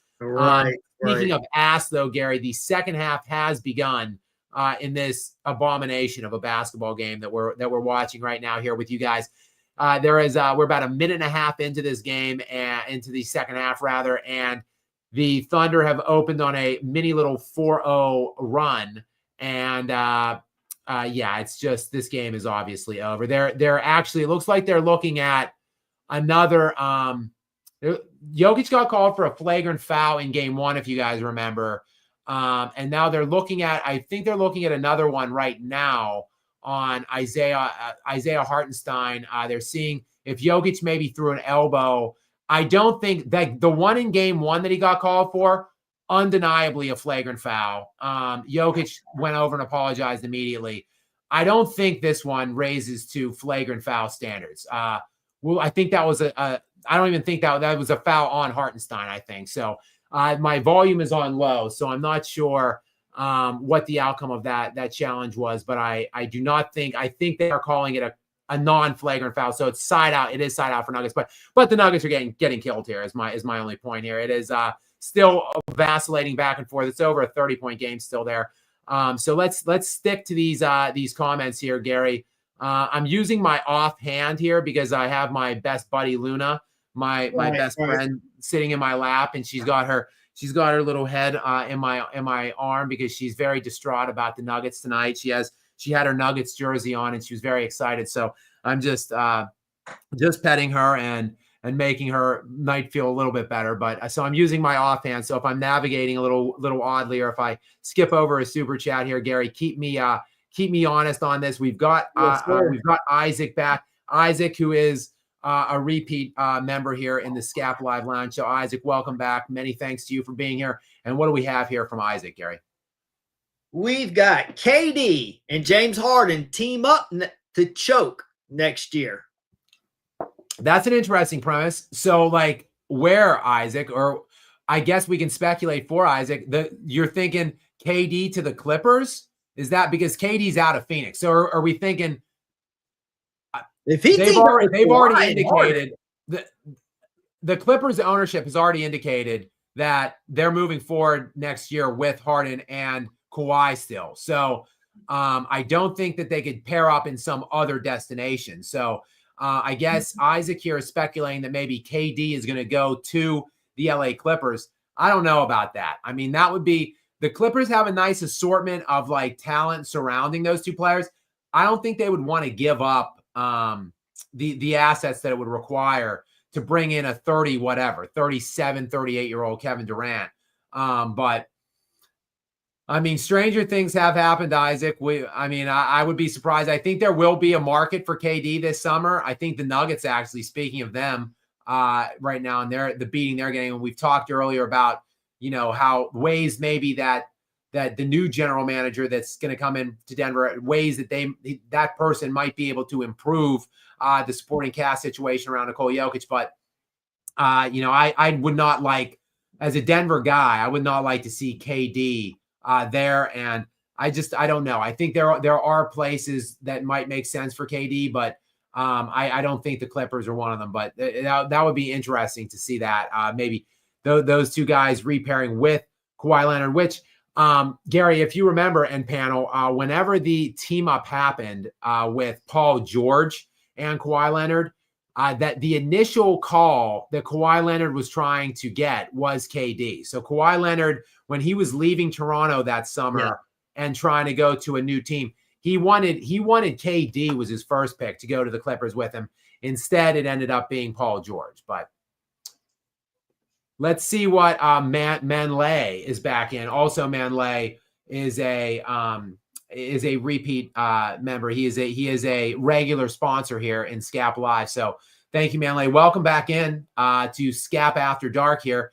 We're just watching this reprehensible basketball game right now. So welcome in. I'm just kind of talking to people and trying to forget this game's even going on. So what does Manley have for us, Gary? Well, he's following up on the previous comment. Larden MVP, most vacuous pants pooper. I like that. I like that acronym for MVP. That's an interesting acronym as it pertains to little game James Larden, Manley. That's a great call.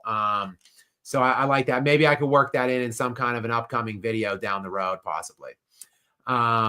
Yes, sir. Let's see who we have next back here. We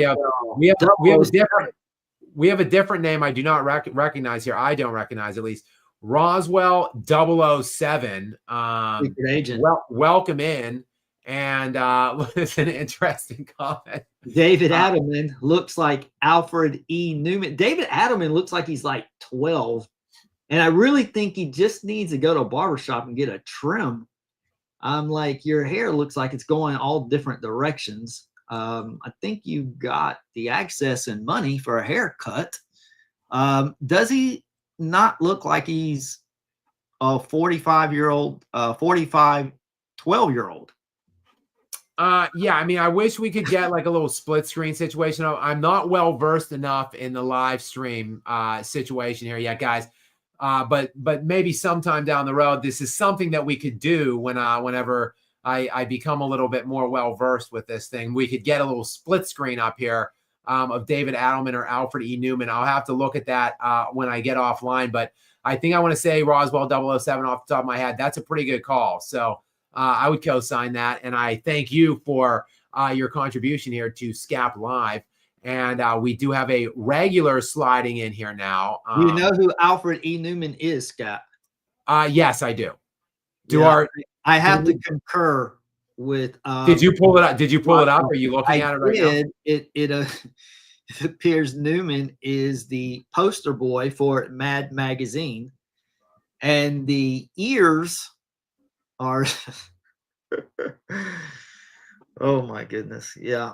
Yeah, for those of you that don't know, he's like the little animated guy, right? Like the cartoon, the caricature that would be on like the corner essentially for Mad Magazine, right? Yes, sir. So yeah, that is a very good call. So yeah, we will. I would urge all of you guys out there watching now live in the Skap Lounge to go scope that out. But yeah, I think that is a pretty good call. Roswell 007. By the way, the Thunder have taken a timeout as the Nuggets have stormed back in this game, guys. They have cut the lead to 35. So it's a quick timeout there after a Christian Brown 3-point shot.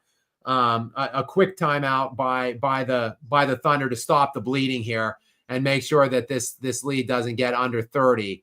The field goal percentage now for the Nuggets has now dipped again below 40. They're shooting now 36% for the game now at this point. So just keeping an eye on that game.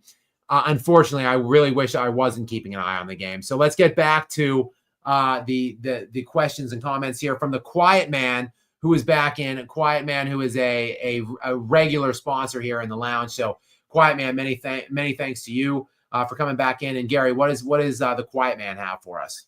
He says, born and raised in New York, rooting for the Knicks as they can end a 30-year NBA Finals drought. How does a Knicks versus OKC, we're going to skip the Nuggets. How does a Knicks OKC Finals match up? Look on paper, and does the Knicks roster deserve to win? Well, oh boy. How do the Knicks, look, the Knicks are proving to be scrappy. The Knicks are proving to be, a more viable team than I gave them credit for being. I thought maybe the Celtics would win. I thought the Celtics would maybe win in 5 when this series began. Even when the Celtics lost last game, I thought, well, probably no big deal. That's probably the only game the Knicks are going to win. They were down 20 in the game. The Celtics basically beat themselves, and then they come back and do it the same thing in game 2. So I guess let's not count the Knicks out. And really the Knicks can beat either of those teams. I think the next two teams that they would play, obviously in Cleveland, or it looks like maybe the Pacers. So, I mean, it isn't that far out of the ordinary that the Knicks might actually be looking at an NBA Finals berth. Like, this is really starting to become a real shot at this happening. So, how would they look though against one of these teams from the West? They would be looking probably at an 0-4 sweeping, in my estimation. I think. Well, if it, who knows if it's the Nuggets? The Nuggets could look like they did last night, or they can look, or 2 games ago, or they can look like they look tonight. They could look either way. You don't know which team to expect. So, I think the Knicks would obviously fare better against the Nuggets if it were to be them, but the Thunder, I think, would absolutely destroy the Knicks. Probably that would be a clean sweep, in my opinion. But good question, Quiet Man, and many thanks for you being here with us in the Skap Live Lounge. And we have another regular sliding in here through the lounge, Bands Nabs. What does Bands Nabs have for us, Gary? Why don't the Nuggets try to get Bogdanovic for Jokic? He plays very well with Jokic for Serbia.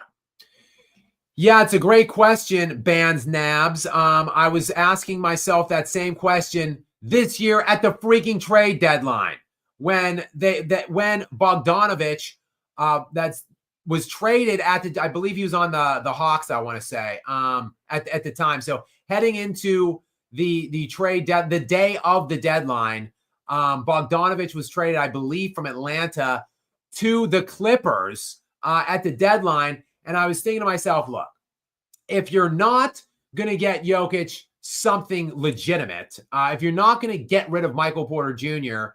And bring on, I would have tried to flip Michael Porter Jr. for like 2 perimeter defender, like wing shooter kind of types. So maybe 2 guys that on paper like are just role players, maybe even like 1 fringe starter and 1 bench player that could defend and shoot threes.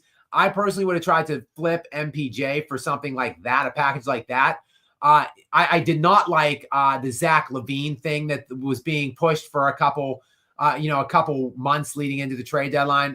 Basically LaVine for MPJ. I didn't like that suggestion, but to flip MPJ for like 2 decent 3-point shooter and defenders, I like that. But if not that, in lieu of that, get Bogdanovic out of Atlanta, who played on that Serbian national team with Jokic and played quite well in the Olympics. Why the hell not do that? And as we saw at the deadline, as the deadline approached, we saw that he was obviously available because, again, he was traded to the Clippers. But it was just more pervasive from Calvin Loser Booth, who made 0 moves this year. How about this? Chew on this nugget, Skap Live. Chew on this little stat for you. The Nuggets this year were one of 4 teams in the entire league that made not 1 in-season move, made not 1 in-season alteration to their lineup. The Nuggets, one of 4 teams. But that should come as no surprise because Calvin Booth made 0 in-season moves for every year he was in command of that general manager spot with the Denver Nuggets. So really just rested on the laurels, just let key role players go in free agency, from that were major contributors on that championship team. And yeah, there you go. Here we are, getting just absolutely destroyed here in this game too. It is still. Hey, let me follow up with something. I'm really baffled right now. I'm perplexed, actually. You said that you wouldn't want to swap out Porter for Zach LaVine? No, I didn't like that. LaVine is way better than Porter. I mean, I think he's a better scorer. I think he didn't look. The thing is, yes, he's better in a vacuum. LaVine is better than Porter. But here's the thing, Gary, and live chat here. The Nuggets at the trade deadline were like the 2nd-rated offense in the NBA. So like, and even now, I mean, they're fine on offense. Offense is not their problem. As we see, they've been playing much better defense. They've given up 104 points with 5:17 to go in the 3rd quarter of tonight's game. So I think their problem all along has been this year, at least, has been defense. So I wanted to flip. If I was going to flip Michael Porter Jr., I didn't want just like an upgrade on offense. I wanted some guys that added something or brought something to their defense. And quite frankly, everybody talks about Nikola Jokic in the defense. It is insanely unfair. The commentary, that narrative is ridiculous. I'm going to make an in-depth video when these playoffs end, dispelling that myth. The real problem with the Nuggets is not the interior defense, although they do not have great rim protection. But Jokic is not the problem. The problem to me is their perimeter defense. So if you could have swapped Michael Porter Jr. out and upgraded the perimeter defense, that is what I was really looking for. So that's really why I didn't want to waste, because Michael Porter Jr., for whatever reason, Gary, I think he's a bum. But for whatever reason, he has value in the league. Like some people think highly of this 6'10" guy that is apparently like a 40% three-point shooter. Yes, so but you realize that if you had Zach LaVine, he's not inconsistent the way Porter is. So we would lose that player who's he's the most inconsistent guy. Murray's inconsistent, but Porter is extremely inconsistent. So we would lose the most inconsistent player in the starting lineup. Yeah, but LaVine he's an undersized score first guy. Like he doesn't really bring much else to the table, I don't think, and he's not good defensively. He has some injury issues from time and time again. Like I think a straight up swap for those two wasn't really wetting my beak.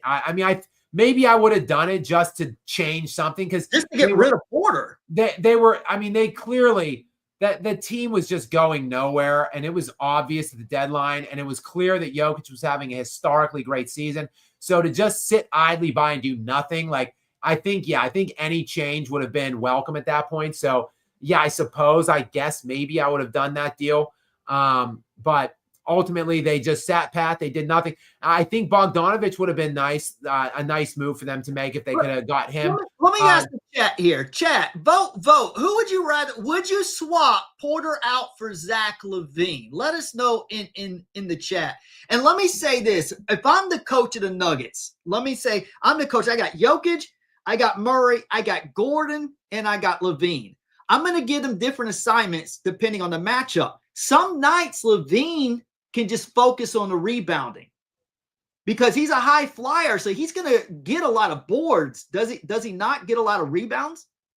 No, not really. I don't think. I mean, you can look up his line. Sorry, I was just looking at the game here. You can look his lineup. I think. Look, LaVine he's made an All-Star game a couple times. I think he's been an All-Star 2 times in the NBA. That's even more. He said Jokic's never played with an All-Star. Well, Jokic has never played with a guy that has made an All-Star on a team that Jokic was playing on. Okay. Russell Westbrook has been an All-Star in the past. Yeah, that year. I got you. Right. Yeah. And DeAndre Jordan's been an All-Star in the past. But, this is crazy. I think if I'm watching this right, I'm not sure. I think Mark Daigneault just challenged a foul call. Like Jokic looked like he got a rebound and got fouled. And the Thunder challenged that call. It is a 35-point game with 5 minutes to play in the third quarter, and Mark Daigneault is challenging plays. It's just unbelievable right now. But anyway, you can look up. I think Zach LaVine has been an All-Star 2 times, and of course Michael Porter Jr. has never been an All-Star. But I don't. LaVine is a better player than Porter Jr. Like in a vacuum, there's no doubt about that. But I'm talking about from a team building sense and from what I thought they needed at that point of the season. Like it was not an offensive upgrade. And I think they ended the season as they were either the second. You know what? They might have dipped to the third or fourth rated team offense because Jokic missed like 10 games after the All-Star break. So with Jokic missing those games, I think they dipped. But they were at the trade deadline. They were looking like they were number 2 rated offense at the deadline. So I did not think that just a simple offensive swap was really going to materialize in any impactful change for the Denver Nuggets. So that's why. Here's what I'm saying. If I'm a coach, you are correct. He doesn't rebound much, but this is what I would do. I would have him shift his focus from shooting to rebounding more and helping crash the boards. because you got to, as a good coach, you got to know how to utilize your players within a certain system. That's why you get the right pieces around you. I just think there's way more upside to having him on with this Nuggets team than Porter. Porter is a liability. He's got to go. And from what I've seen in the chat, I think everyone is saying they would prefer Zach LaVine to Porter, which I think you're in agreement with. I don't think you're saying that you want Porter. Of course you're not saying that. But I just think that LaVine, even though, yeah, he's not the perfect solution, but he's still a huge upgrade. But he is around 10 million more. He's around 44 million a year opposed to Porter's 35. So you kind of got to take that into consideration as well. But I think start just trying to use LaVine because he's a high flyer. Have him crash to the boards more or something. Yeah, fair. Let's see what else we've got here, Gary, just to update the game. We're approaching the end of the third quarter. It's, basically it's like almost a 40-point game here. So not much to update going on in the game at this moment. So let's see what's going on. From B Twixt is back in with some, this is a longer comment. I see some names in here. Gary, what is B Twixt asking here? Well, thank you for the generous donation from B Twixt, one of our favorite contributors here. Top 5 frauds of all time. Well, I've already got one in mind that I think may top everyone here. But 5, Ayesha Curry with her insecure aura. 4, Stan Van Gundy carried to the finals by Dwight and looks like a bowling ball. 3, Charlotte Hornets, the entire franchise. 2, the Leroy's Banana Boat. And 1, E. Yeah, I'm in agreement with number 1 now. E is definitely wow. B Twixt coming in with a really solid comment here. I don't like any of these people on this list, B Twixt. So I'm kidding, E. I'm kidding. Well, we like E a little bit. E, I don't dislike you, E. I just dislike your comments. I've yet to see a good comment from you, E. Quite frankly. Well, so we believe it. But the rest of your list is solid, B Twixt. Particularly your number 2 spot there. Leroy's Banana Boat, another good gloss of him. So, there's a couple people like I might want to add to this list, B Twixt. But you went with the top 5. This is a solid 5-person list. It's interesting. Stan Van Gundy, though, while I'm not a fan of him and his high-pitched voice, I don't know exactly, would he be on my top 5? Probably not. What, B Twixt, what did Stan do to you? Like, what? I see you think that he was carried to the finals by Dwight, but yeah, I'm just curious to know why the extreme hate for Stan Van. But I do like this list. It's a nice little comment too. I'm interested to see if E will strike back in some kind of a subsequent comment here against B Twixt. But I got the sense B Twixt maybe didn't see eye to eye with me on everything early on in our relationship in the live lounge area. In the first couple of days, but it seems like B Twixt has become a big fan of Skap now at this point. So thank you, B Twixt. And my buddy here she's perked up. It's been a rough night for little Luna here. She just wanted to say hi though. She wants to say hi to the group. Hey Luna. You can see her little Nuggets jersey. So she's having a rough night. So I'm just, usually she's got a little bed there next to me that she sits on, but she likes to sit on my lap from time to time, and I'm consoling her on this Nuggets game, which is just getting worse and worse by the moment. It's like basically it's like a double up right now. It's like 114 to 75 is the score right now with 2.5 minutes to go in the third quarter. So I do not expect any starters to play in the fourth quarter of this game.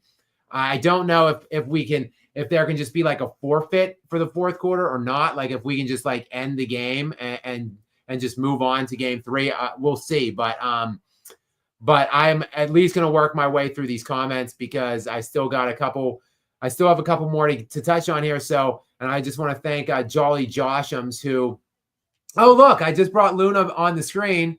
And Jolly Joshams has given Luna a super chat. We're seeing Luna. Yeah. So Luna, look, Jolly Joshams has sponsored a biscuit for you This is moving for forward. singing Luna. Give So a dog a Luna, bone. Luna thanks you, Jolly Joshams, for her biscuit money. So thank you very much. And I think we have a new Jolly Joshams. You are a repeat sponsor here in the lounge. So many thanks. We have a new sponsor though, and at least a new one to me. I Set the Tone. What does I Set the Tone have for us here, Gary? Yo, Skap. Tone from Bris Vegas, Australia. Gen X. MJ23 fan. All day baller. Question. I see the Tone. Are you on a different time zone? Are you not watching the current game? I don't know if he's watching this game because I don't know if he would ask this question if he was, but I'll ask nonetheless. Question. Do you think the Nuggets will win this year's championship? Personally, I think they can. It's looking a little doubtful right now, Tone. But, yeah. I mean, ultimately, look, this quite frankly is a game that I would want to lose. I wouldn't want to lose a game like Oklahoma City lost in the first game. Like I wouldn't want to lose like this nip and tuck. Like if the Nuggets were like, if they came out highly competitive tonight, played their hearts out and lost by, like 3 or 4 points at the end of the game. Like I honestly, and that's probably why you guys have been cathartic for me. This has been a good situation for me, talking through my feelings and not just sulking by myself watching this game. So many thanks to you guys for being here for me to talk me off the ledge on this game.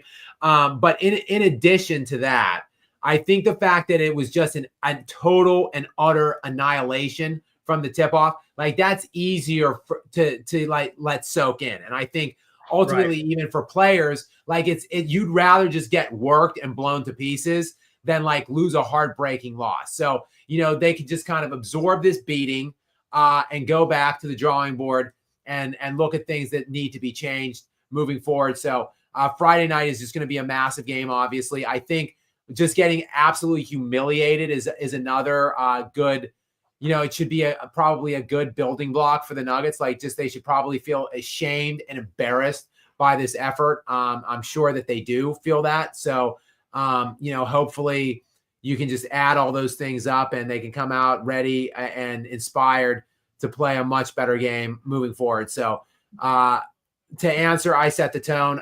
But no, to answer your question, I do not think that the Nuggets, I have not thought the Nuggets could win. I didn't even think the Nuggets could win a round of the playoffs. So no, the answer is I do not think they could win the championship. With that said, Nikola Jokic is just so unique and so special that maybe they could be competitive. I think they are being competitive. Like they're in a 1-1 series. I think this series will go at least 6, maybe 7, and it shouldn't be that close. The Thunder should have swept this series. So I mean, Jokic will make it competitive, but I don't think they have enough to get over the Thunder. If they somehow do get by, though, with everything that's happening on the Eastern Conference, and if the Warriors would somehow get past the Timberwolves, like if the Nuggets found a way to get through this series, like maybe there is a chance. But I was thinking before, like even if they get through the Nuggets, well, then they're going to get the Timberwolves. But the Timberwolves are down 0-1. And then even if they somehow get through the West, well, they're going to get Boston, and they probably can't be Boston. But now Boston might lose in this second round. So maybe if they somehow get through this series, maybe there is a chance I Set the Tone. But not just a total ass beating right now in this game tonight. So, but many thanks to you, I Set the Tone, for sponsoring us here in the Skap Live Lounge area. And we have Arizona Anime Fan in a new sponsor here in the lounge. So thanks to you, Arizona Anime Fan. I appreciate you showing up for us here. Gary, what do they have for us?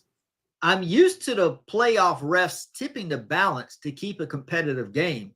Not used to seeing them press the thumb on the scale for the home team one-sidedly in a 30-point blowout without stop.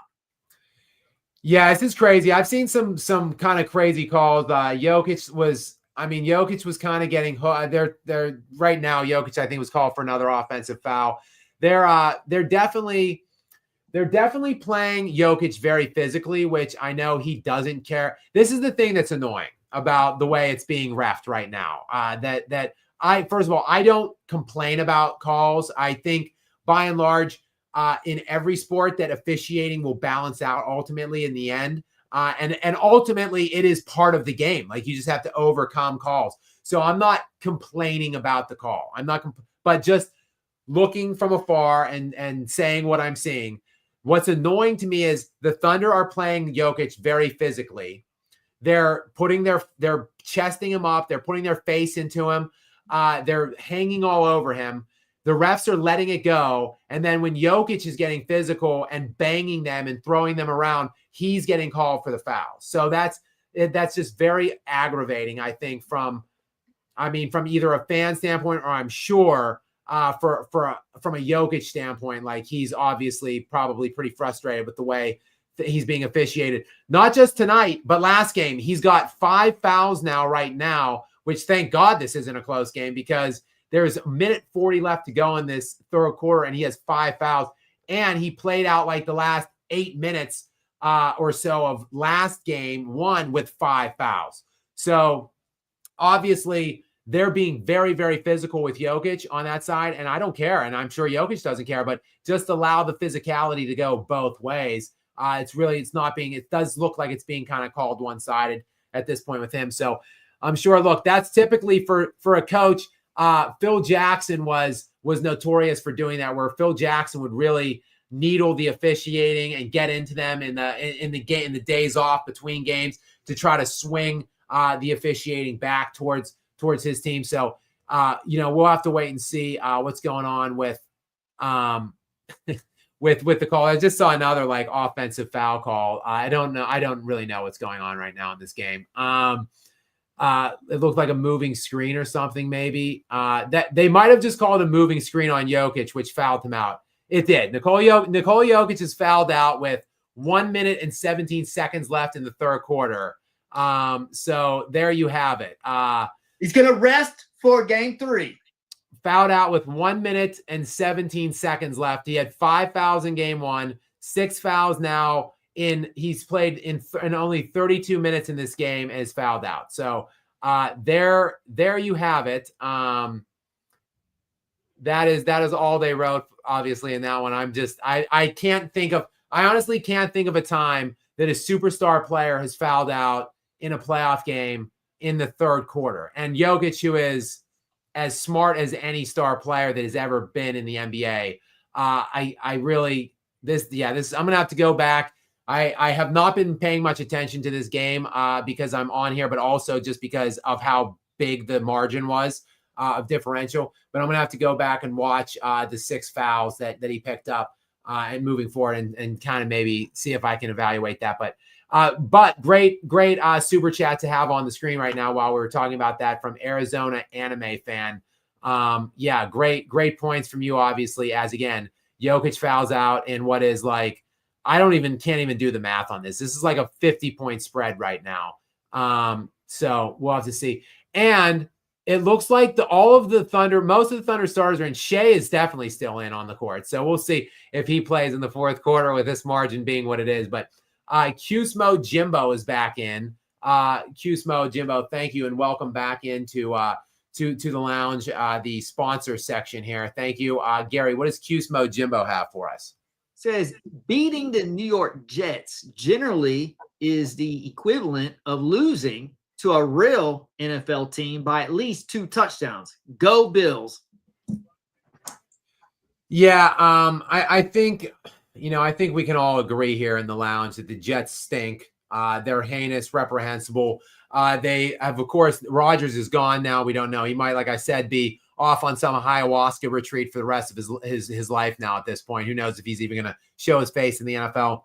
And I think it is Justin Fields, I believe, is now their slated QB1, I want to say, for next year. So interesting move there by them. We'll see how that works out. Fields was not terrible with his time that he spent when he got in with the Steelers. I think he played the first 4 or 5 games of the year while Russell Wilson was nursing an injury there for the Steelers last year. And I thought Fields actually was pretty good. I honestly probably would not have made the change that Mike Tomlin made. I likely would have stayed the course there with Justin Fields. But Yeah, great point, Cusmo Jimbo. Thank you for sponsoring us here. And yeah, the Jets obviously stink. The Bills, we'll see. I was hoping that the Bills would. I was really hopeful that the Bills would get to the Super Bowl last year. I was rooting for the Lions and Bills in the Super Bowl last year. It did not come to fruition, obviously, but thank you. And we've got John Ratcliffe back in. He said, go ahead. Tell us what John has. John, thank you, and welcome back into the sponsors section here in the Skap Live Lounge. Gary, what does John have for us now? All right. I was at that game in 23. I said Rodgers was going to get injured by week 4, not the 4th offensive snap of the season. I just laughed at the irony. I never wanted A-Rod. Yeah, I mean it's so I guess he was in the game where Rodgers popped his Achilles. The opening game where, if you remember, like Rodgers sprinted out on the field like with a flag, and then four plays into the game, his career or not, his season was over. I think there was some speculation that he could have got back if the Jets were like in playoff contention. They were very competitive that year though. They were in pretty much every game. So. We'll see. I mean, the Jets, I would not have high hopes for the Justin Fields era here, which is probably going to last, I would think, less than 2 years. So we'll see what this season holds for them. As a former Steelers fan, because I've mentioned a couple times, I'm born and raised in Pittsburgh, so I used to be a pretty avid Steelers fan. I think I actually would want Rodgers though this year. With the options that are on the table for the Steelers now, I think I would want Rodgers, but we'll see. I don't know what's going on there. If there's some kind of a contract hold up between the two sides, or like the Steelers don't have much in terms of the quarterback room. If they weren't going to go in the direction of Aaron Rodgers, they of course passed multiple times on Shedeur Sanders in the draft, and ultimately selected a quarterback, I think in the 4th round, maybe the 5th, the Ohio State quarterback for this past season. So the Steelers do not have a very stellar looking quarterback room right now. So we'll just have to wait and see how that Rodgers situation plays out. I really don't think there's anywhere else for Rodgers to go other than Pittsburgh. So we'll have to keep our eye on that. But moving forward, we do have Hastrom. We have Hastrom EA in. So let me just give Hastrom.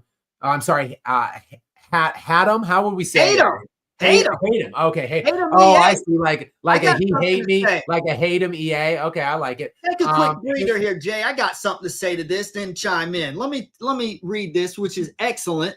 Excellent question. I got a comment here. Longtime subscriber. First time super chatter. I'm a Cavs fan and still can't get over last night's choke. What hope can you give me? Let me say, it's very rare that I actually agree with a take from Stephen A. Smith, but I think he hit the nail on the head. He said, Darius Garland, I know you have a toe injury, but you got to do something. You got to at least try to get out there. So, Skap, could you see Kobe staying out like this with a toe injury? We know it's painful, but you got to go out there and at least try, right? So that's the hope I give the Cavs, is if Garland can go out there and give it a go. If they're healthy, I think they can run off 4 easy against the Pacers. But even if Garland can give them something, I think they have a good chance. What do you think, Scott? See, here's the thing. I think there's a fine line. You can. It's easy to be, to talk, tough about someone else's injury. Like we're of a certain age. We're from a certain era where, like you want to see guys strap up, go out there and give it their all no matter what. But I think there is a fine line between like, how are you hurt or are you injured? And are you going to actually be like a nuisance, or are you going to hamper your team? Like, are you going to hurt your team from being out there? Only the player and the support staff, the medical staff there really know the full answer on that front. So, I mean, I would think when you're down 0-1, I would think that if you can go, he would have went. So basically, though, to answer Hatem EA, first of all, Hatem EA, thank you so much for your long-time support and continued support of me, not just here in the Skap Live area, but on the channel, on the videos, and just what I'm trying to do out here. I really do appreciate you, and thank you for sponsoring me here in the lounge tonight, as you are a first-time super chatter. So thank you very much. And the one bit of hope that I can offer you is that Cleveland is the better team.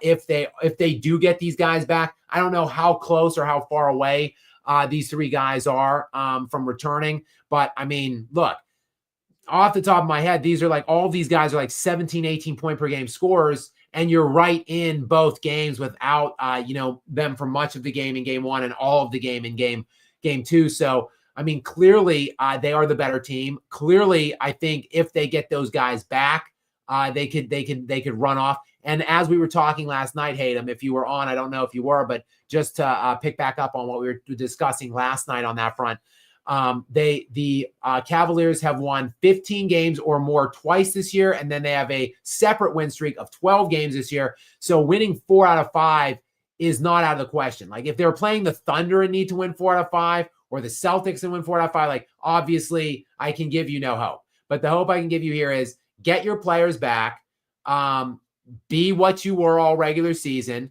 and you're playing the Pacers. I mean, not a powerhouse. So I think they are still alive. I think the Celtics, even though they've got all their players and they're worlds better than the Knicks, I think the way they're choking right now and the way their mindset looks to be what it is right now, I think that the Celtics are maybe cooked. So I think the Cavaliers, though, still have a little bit of hope.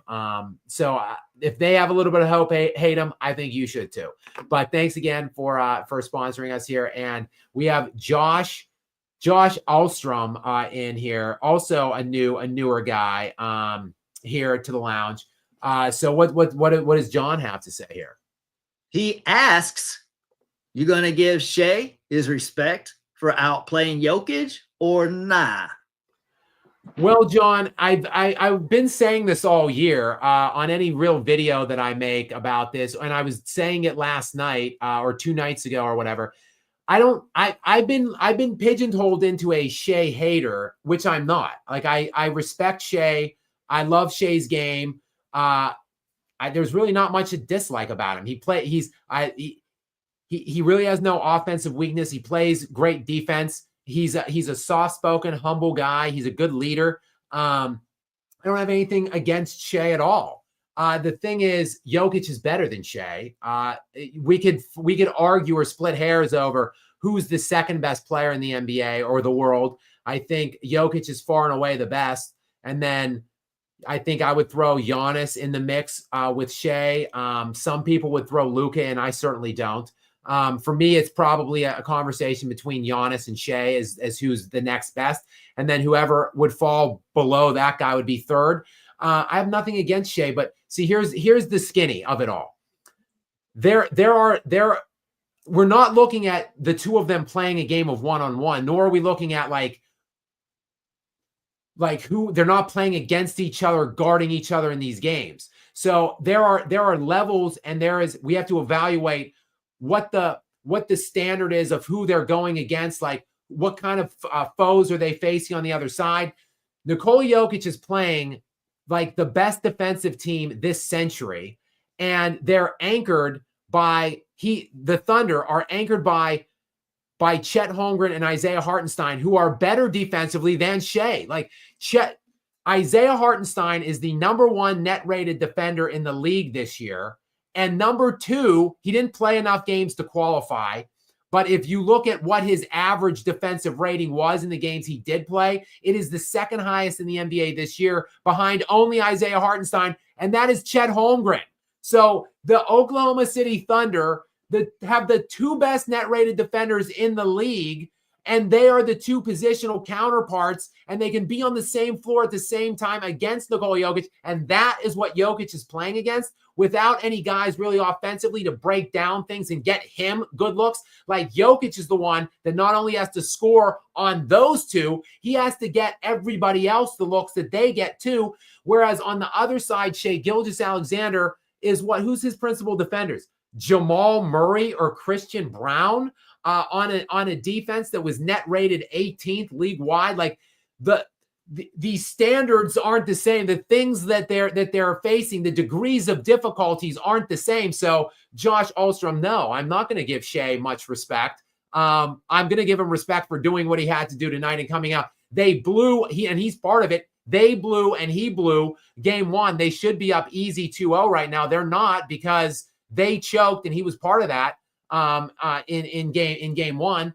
And they did, and he did behind him. He was the best player for the Nuggets on the floor as well. He should be. He's going to be the league MVP this year. And he did what he had to do, and they did what they had to do in equaling this series up and tying it at one apiece now. So yeah, tip of the hat. The second best player in the world played great tonight against a lousy defensive team with terrible perimeter defenders. So yeah, great. But at the same time, Nikola Jokic, like what Nikola Jokic did in game one was absurd. The fact, like a 42-22 game on 50% shooting against the two best net rated players in the league, who are both centers, that he's playing against all game long, is absurd. Shai Gilgeous-Alexander, having 33 points or whatever it was tonight. It was 34 points on a terrible defense after his team crapped themselves in game one and gave up home court advantage. Okay, cool. Again, I thought this should have been a sweep. So we'll see. Now the Nuggets go home for games 3 and 4. So we'll see what happens there. I would expect Shea to have a huge game. Jokic, he's also in foul trouble all game long. He fouled out with 6 fouls and was gone with a minute left still in the third quarter. So he's playing through foul trouble also all night. I'll get back and look at those. I'll look at those fouls, throughout the next day or two. A lot of good contributions though on the Thunder. They're still shooting 58%. Jalen Williams had a much better game, 17 points for him. There's like six players in double digits here right now for the Thunder. I can't say much good about this Nuggets team otherwise.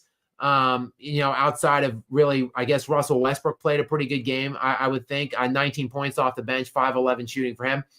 Michael Porter Jr., 2 of 10 for 8 points. Jamal Murray, 4 of 9, 14 points. Aaron Gordon, 10 points on 3 of 12. And he started out 3 of 3, by the way. Did Aaron Gordon. So he missed like 10 shots in a row after that. So really, see, and this is my point, to just wrap this up, Josh Alstrom, like Shea last series, if you remember, Shea had, I believe, 15 points on 4 of 15 shooting in game one against the Memphis Grizzlies in game one of that series. And they won by 50 or 60 points. I don't know what the margin was there. Because the Thunder are so great, they can play great and win easily without Shea. Whereas when Jokic has a bad game, and he did tonight, this is what happens. They're down by like 50 points right now or whatever, 43 points. So that is the burden, the responsibility that Nikola Jokic carries on him. And he also gets a dug-in defense that is consistently always motivated and focused only on him, because nobody else, frankly, can get shots without him. Even Jamal Murray, when he does have good games, a lot of that comes off of picks, screens, dribble handoffs, catch and shoots, which is all generated by Nikola Jokic. So not only, again, does Nikola Jokic have to score like 30 points to give them any semblance of an opportunity to win against these two beasts defensively, he also has to generate the offense for the rest of the team. So that's why he's the MVP. And that's why when he does have a bad game like he did tonight, they get absolutely waxed. Whereas Shea played 2 bad games back to back in games 1 and 2 in last series, the first round series against the Memphis Grizzlies, and they won by like 70 points in a margin in the first 2 games with Shea playing terribly. So that's why, sure, Shea, great game tonight. He's not, I wouldn't say he's outplaying Jokic. Like, let's give Jokic the complimentary cast that Shai Gilgeous-Alexander has, and let's let Nikola Jokic play against the replacement level bigs that is commensurate of Christian Brown and Jamal Murray defensively, and see what Nikola Jokic would be doing in that. But thank you though, Josh, for sliding in here and supporting Skap. the Skap Live session. And we do, we have, again, I think this is a new sponsor coming to us now, Carrie Patterson. Thank you so much, Carrie, for coming in and supporting Skap Live After Dark here. We do appreciate you. So what does Carrie have for us though, Gary? Well, first of all, I want to say, look at the dapper photo. Betwixt, take notes. That's how you put a nice photo on your YouTube icon. and $20. Thanks a lot for that generous donation. Kerry Patterson. He's pushing back on you, Skap. Here we go. You're on the hot seat. Are you ready? I'm ready. Skap, I rate Joker too, but I got to push back on top 5 if he wins again. Maybe Fringe top 10. Heliocentric stats inflate numbers. Russ, Harden, LeBron, Luka. No 50-win teams in championship run, and no true foil at center today. All fair points by Carrie. And Carrie, again, thank you very much for your generous donation to the Skap Live Lounge. Yes, look, there is no doubt that it's not just Jokic. It's across the board statistical inflation in today's day and age, with lack of defense, rules changes, pace of play, spacing, differentials. And I mean, look, we're scoring. The scoring now has escalated to like the 114, 115 range for the last 3 years now and counting in the regular season. So the scoring is certainly inflated from that standpoint. You have to go back literally to the 1960s to find commensurate scoring to what we're seeing for like this decade of the 2020s. So there is no doubt that Nikola Jokic and every other player in this era have statistical inflation going on, Kerry. The thing is, I look at dominance versus peer set. And even though the statistics are inflated, Nikola Jokic's statistics are still much better than everybody else. So I put Nikola Jokic, Kerry. This is where I'm rating him. And first of all, let's take a look at the playoffs right now, Kerry, because while I mentioned the scoring in the regular season was around 114 or 115, it's actually at 107 right now in the playoffs. So it has been cut down to about 7 off. And Jokic was playing in the last series against the 3rd best net rated defensive team in the Clippers, and now he's playing against, to me, the best defensive team relative to league scoring and pace, the best defensive team this century. So the stats aren't quite as inflated now in the playoffs. So let's see what Nikola Jokic does in the playoffs. Only 17, 8, and 6 tonight. But again, he plays only 32 minutes. And that's going to balance off with the 42, 22, and 6 last game. And he averaged a 25-point triple-double in the first round. So Nikola Jokic is still putting up crazy numbers, Kerry, despite the teams he's playing being great defenses and the fact that his team is really only averaging around 100 points in the playoffs right now. Now, where do I come out on the top 5? It's because I don't think he's going to win this championship. I think it will be so insane if he does win the championship, though, with the path that he's going through. And first of all, I think the Clippers did win. Did the Clippers not win 50 this year? He said that yes, they did. So he said that the Clippers, that the Nuggets, that Jokic has never beaten a 50-win team. They in fact just beat a 50-win team last round.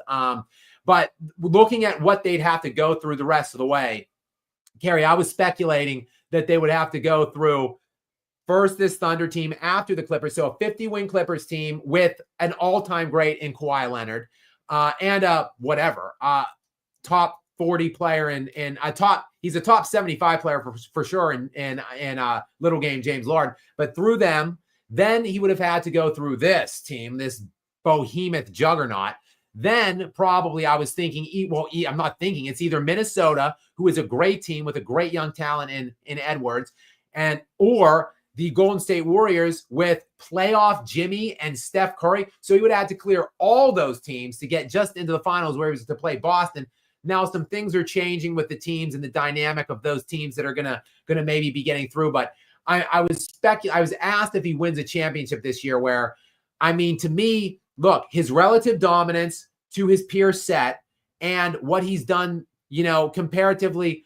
Look, if you want to say that the advanced analytics are also inflated, I would also buy into that. But how inflated are we talking? He's a full point for career BPM over Michael Jordan. I'm not suggesting he's better than Michael Jordan, but if Jokic were to win 2 rings with Jamal Murray and Michael Porter Jr. as like his main, and I guess Aaron Gordon's realistically his second best player at this point, but the 2 highest paid players on his team are Jamal Murray and Michael Porter Jr.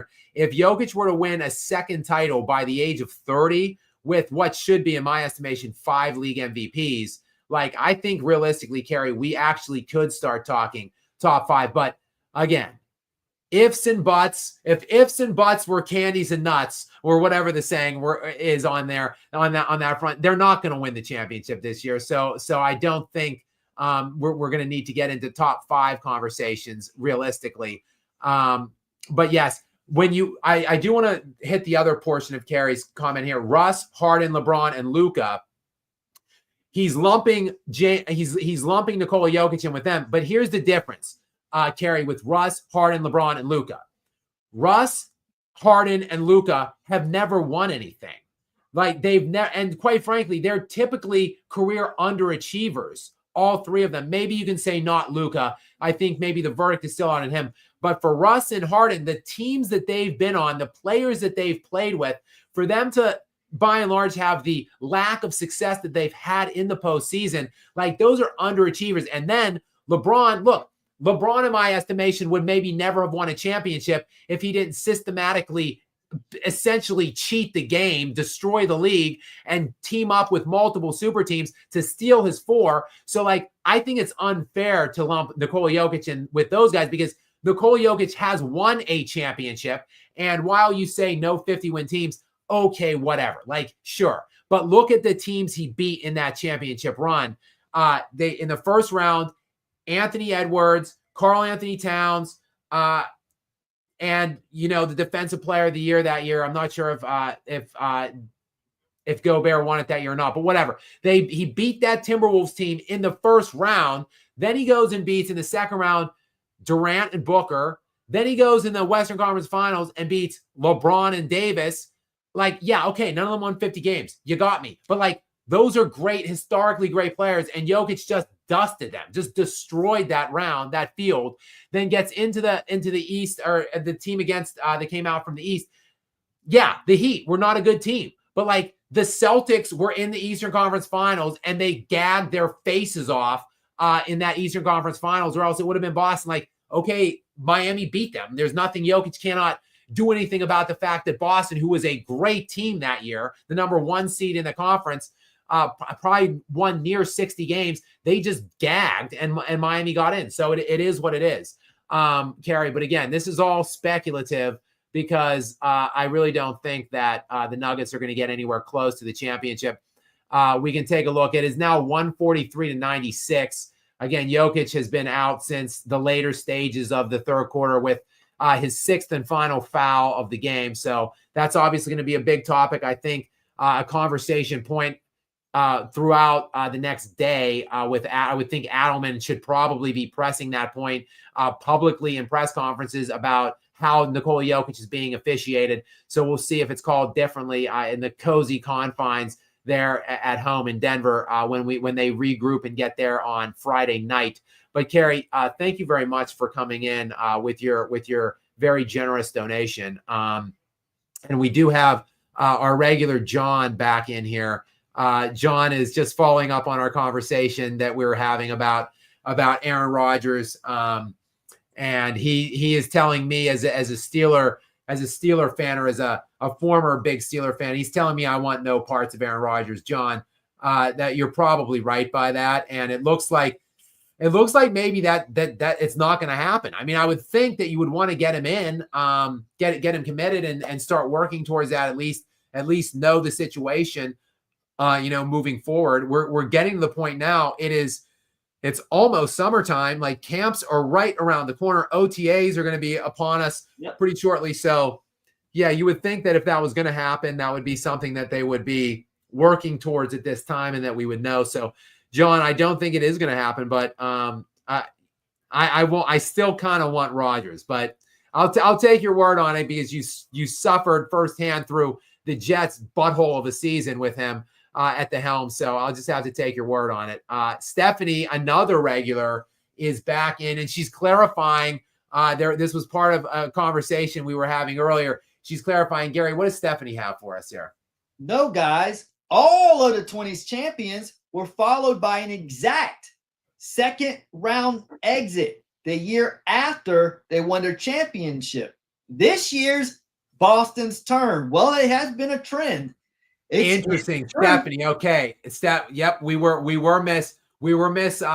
that comment, Stephanie, and a very cagey and clever comment by you for sure. To notate that, I actually, off the top of my head, did not realize that all of the every team that's won since the 2020s began, every title team has gone out in the second round the following year. So that is a very cagey comment by you, Stephanie. Thank you very much, and thank you for clarifying. I'm glad that we got to the bottom of that. So I do appreciate you, Stephanie, sticking around tonight for the whole night here, and I appreciate all of you guys being here because. Yeah, this is about a 50-point margin right now. I came on thinking like, oh yeah, this could be like a fun game to watch, maybe a back and forth game. Like not good at all, to say the least. But it has been fun hanging out with you guys. And Gary, this is the sixth consecutive day, I think now. Yes, yes, it is. Sixth straight day that we've been on. So many thanks to the 300 plus people that are still in here right now. Despite this just eyesore of a game that we've been treated to here by the Denver Nuggets. And Stephanie, thank you. I know you're still probably licking your wounds from Cleveland last night, so I appreciate you staying in late here in the Skap Live Lounge and your comment about that. And that's a great point. We'll have to keep an eye on. Maybe Boston can keep the trend alive. It does look like potentially it is their turn now. And we've got Steph back. Steph is a longtime viewer and a contributor here on the live lounge here for Skap After Dark. So thank you, Steph. What does Steph have for us, Gary? Lakers should trade LeBron for Giannis. Sure, the Lakers would like that, but the Bucks aren't going to like that. Yeah, Steph, I'm sure that would be something that the Lakers would love, but that realistically speaking, they have no ability to make that deal or to get that deal done. I did a video a couple days back on the offseason outlook for the Lakers. You can check that video out. Right now, they're committed to $118 million with the existing players that are under contract for next year. And the cap is expected to rise to about $154 million once the new TV deal is factored in this summer. So the problem is, though, it sounds like they've got a lot of space, 154 cap and 118 committed. The problem is Dorian Finney-Smith has a player option for $15 million that is not included in that 118. LeBron has a player option for $52 million that is not included in that 118. So when you add that into it, the Lakers are actually capped out to the tune of about $180 million due, and the cap is $154. So they're already in luxury tax zone right there. And they realistically do not have enough tradable assets. I think they're in control of one first-round pick between now and 2030. So they really don't have enough assets, tradable assets on the team that you could wrap around a bunch of draft picks. Like Giannis is probably going to be made available this summer. And when he is, you should be looking at who has young assets to burn and who has a shitload of first-round picks to trade. And the Lakers don't qualify in either of those categories. So while a lot of Lakers fans probably want that to happen and want to find a way to get Giannis, it ain't going to happen. And because there's too many teams with too many awesome assortments of assets like Houston, like the San Antonio Spurs, like the Oklahoma City Thunder, teams that have a ton of great young assets and a ton of first-round picks. The Lakers ain't it. So Giannis is not going to Los Angeles. So I hate to quell that dream, if that is a dream for you, Steph.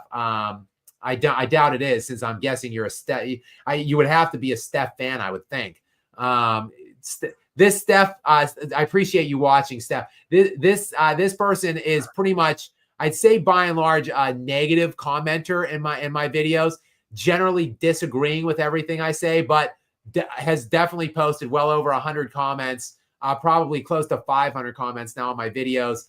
So Steph, thank you very much for being here and a contributor now in the Skap Live Lounge. We have STR Game Takes, which dropped in here and dropped us a little sponsorship here in the Skap Live Lounge. Thank you very much, STR Game Takes. What do they have for us here, Gary?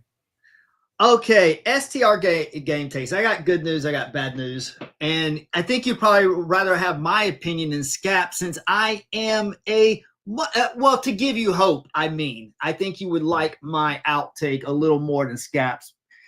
Because here's the bad news. The Nuggets are done this year. But here's the good news. If in the offseason they can make 1 to 2 moves, they are close with Jokic and Aaron Gordon. And if they can just get another piece or two to complement those guys and get rid of the inconsistencies, then we will have a real contender back in Denver. What says you, Skap? Yeah, I think the other reason why you would want my take, STR Game Takes over, or why you would want Gary's over mine, is because I am an eternal pessimist. I typically look at everything like my glass could be like 80% full, and I would think that it was almost empty. So that's pretty much where I'm at most times. So I think the worst in most situations. I anticipate the worst. So I'm really not one to give hope. If I were to give hope, though, after tonight's game, first of all, guys, breaking news here. If you are just joining us here in the Skap Live Lounge area, it is now official. The game has gone final. 149 to 106 is the final score of this game. Just an absolute and sheer evisceration. 37% for the game did the Nuggets shoot, while the Oklahoma City Thunder shot 56%. 8 players in double digits officially for the Thunder, and they are just substantially better than the Nuggets. So STR Game Takes, I would say this.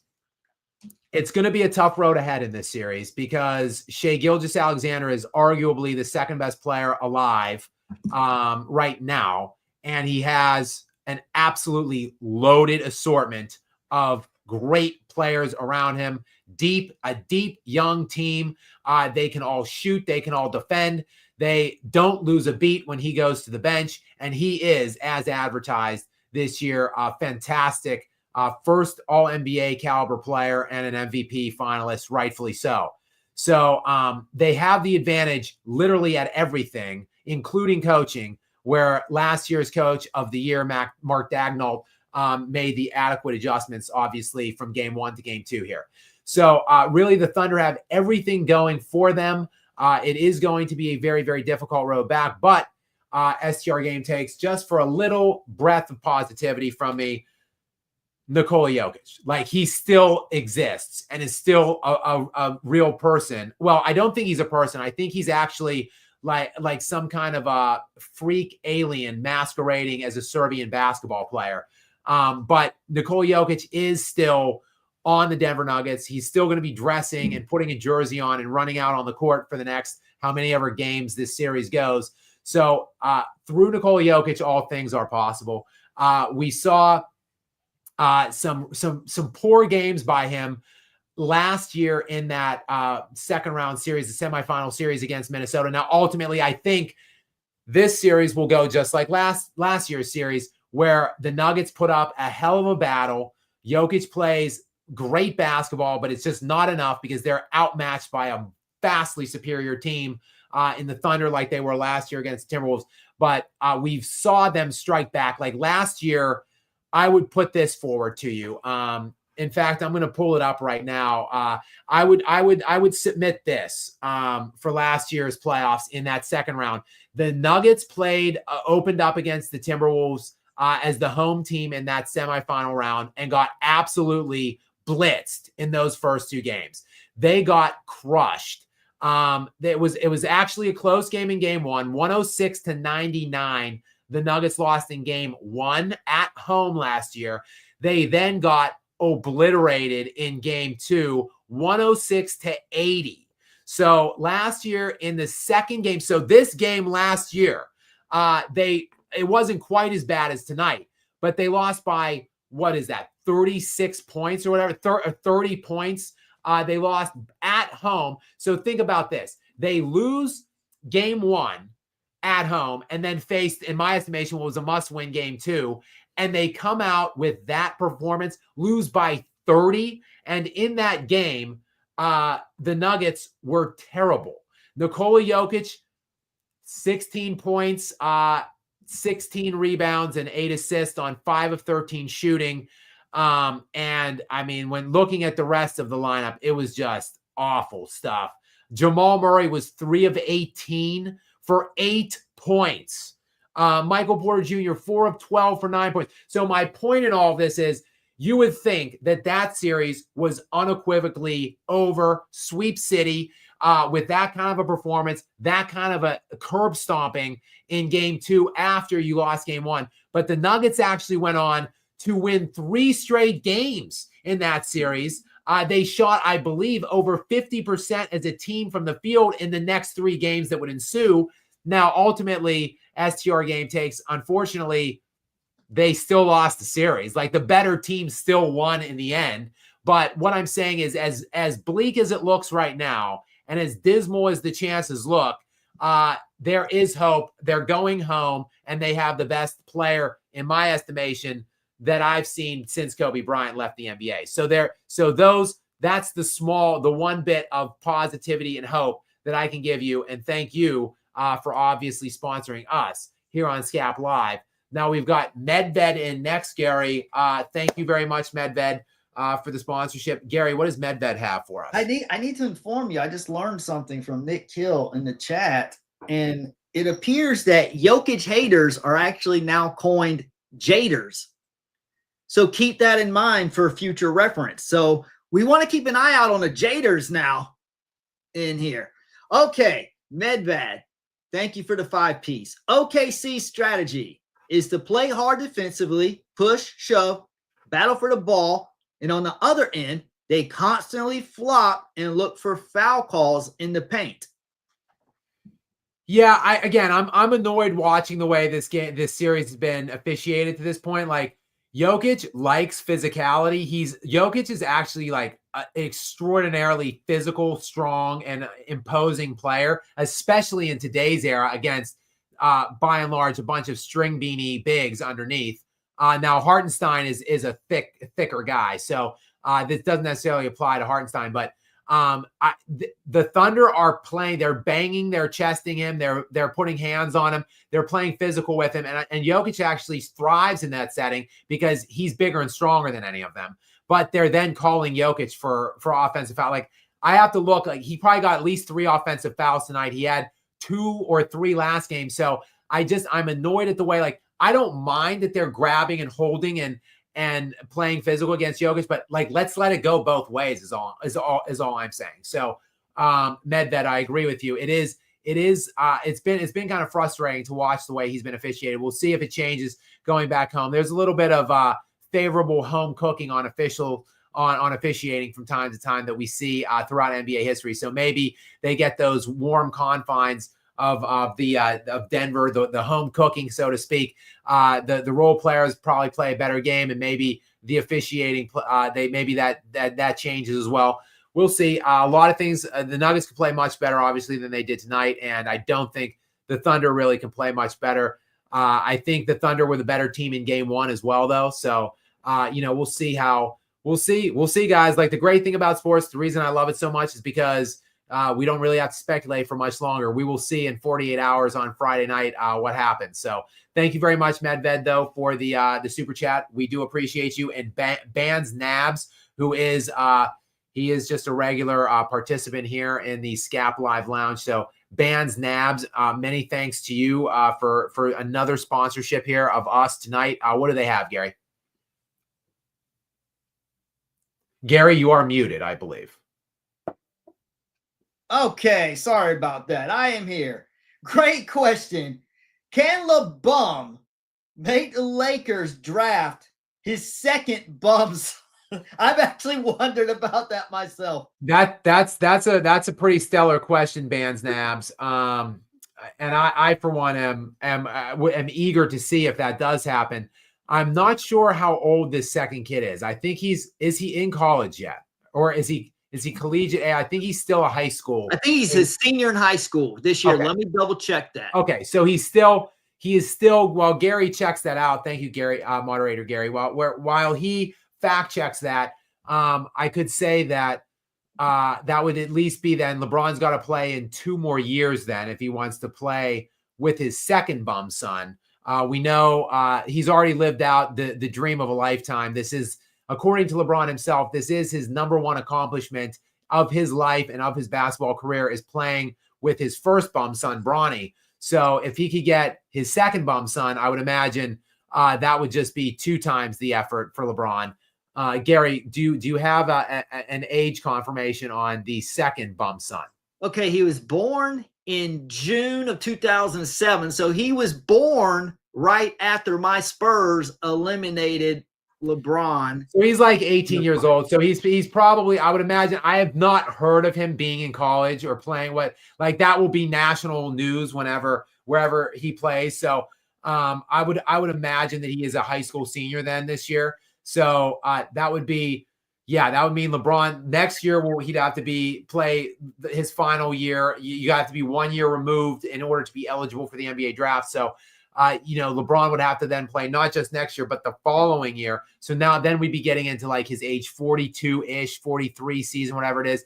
I don't know if LeBron has the stamina, even in all of the alleged PEDs that he's been using. I don't know that he has it in him to stay that long, but we'll see. I mean, obviously he would love to do that to get both. And hell, if we know one thing about these kids of his, nobody else in the NBA wants him. So if he plays 1 year in college and then has eligibility to be drafted, I think that, Bands Nabs, to answer your question, there is a pretty good chance of that. I would give that a 50-50 chance proposition of LeBron probably making that dream a reality. But thank you, Bands Nabs. And finally, we have a hater. We have Admon Vincent in here. What is and Gary is telling me he's a hater. Gary, what do we have from Admon? I think he is. We're going to go ahead and use it for the first time in context. I think we have a Jader in here. That ain't the MVP. Goofy attack.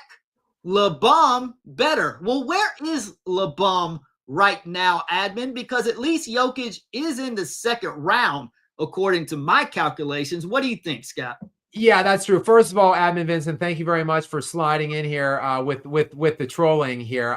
But I would clean that up. Like clean at least clean up. If you want to come in here with the hate, I'm okay with it. But let's compose a more well-rounded, better structured sentence at least. I guess what I'm going to infer what he means here. Yes, I guess he's saying Jokic is not the MVP. And then I guess this is a new gloss for me, goofy attack. And then LeBum is better, I guess. Is he kind of criticizing LeBron in a way by calling him LeBum, but at least he's thinking LeBron is better than Jokic? I don't know.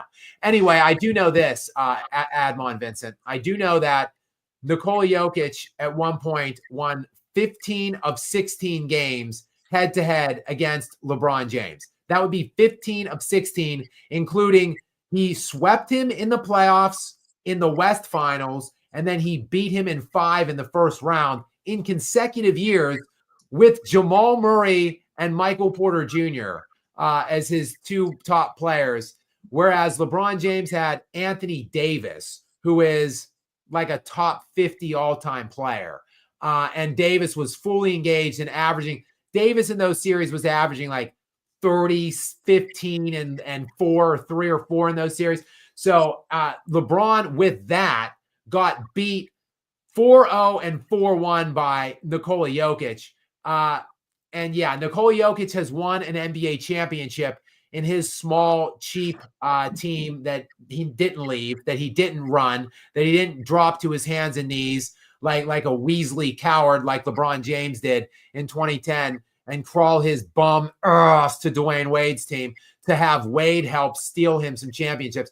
Jokic did that like a real man on his own terms. So for me, I will say that I disagree with this commentary, Admon Vincent, and Nikola Jokic, I would say, is better than LeBron James. But nonetheless, Admon, thank you very much. Despite the fact we do not see eye to eye, I do appreciate you sliding in the Skap Live Lounge. And I have something to say whenever you have a break in the action, let me know. Go on, Gary.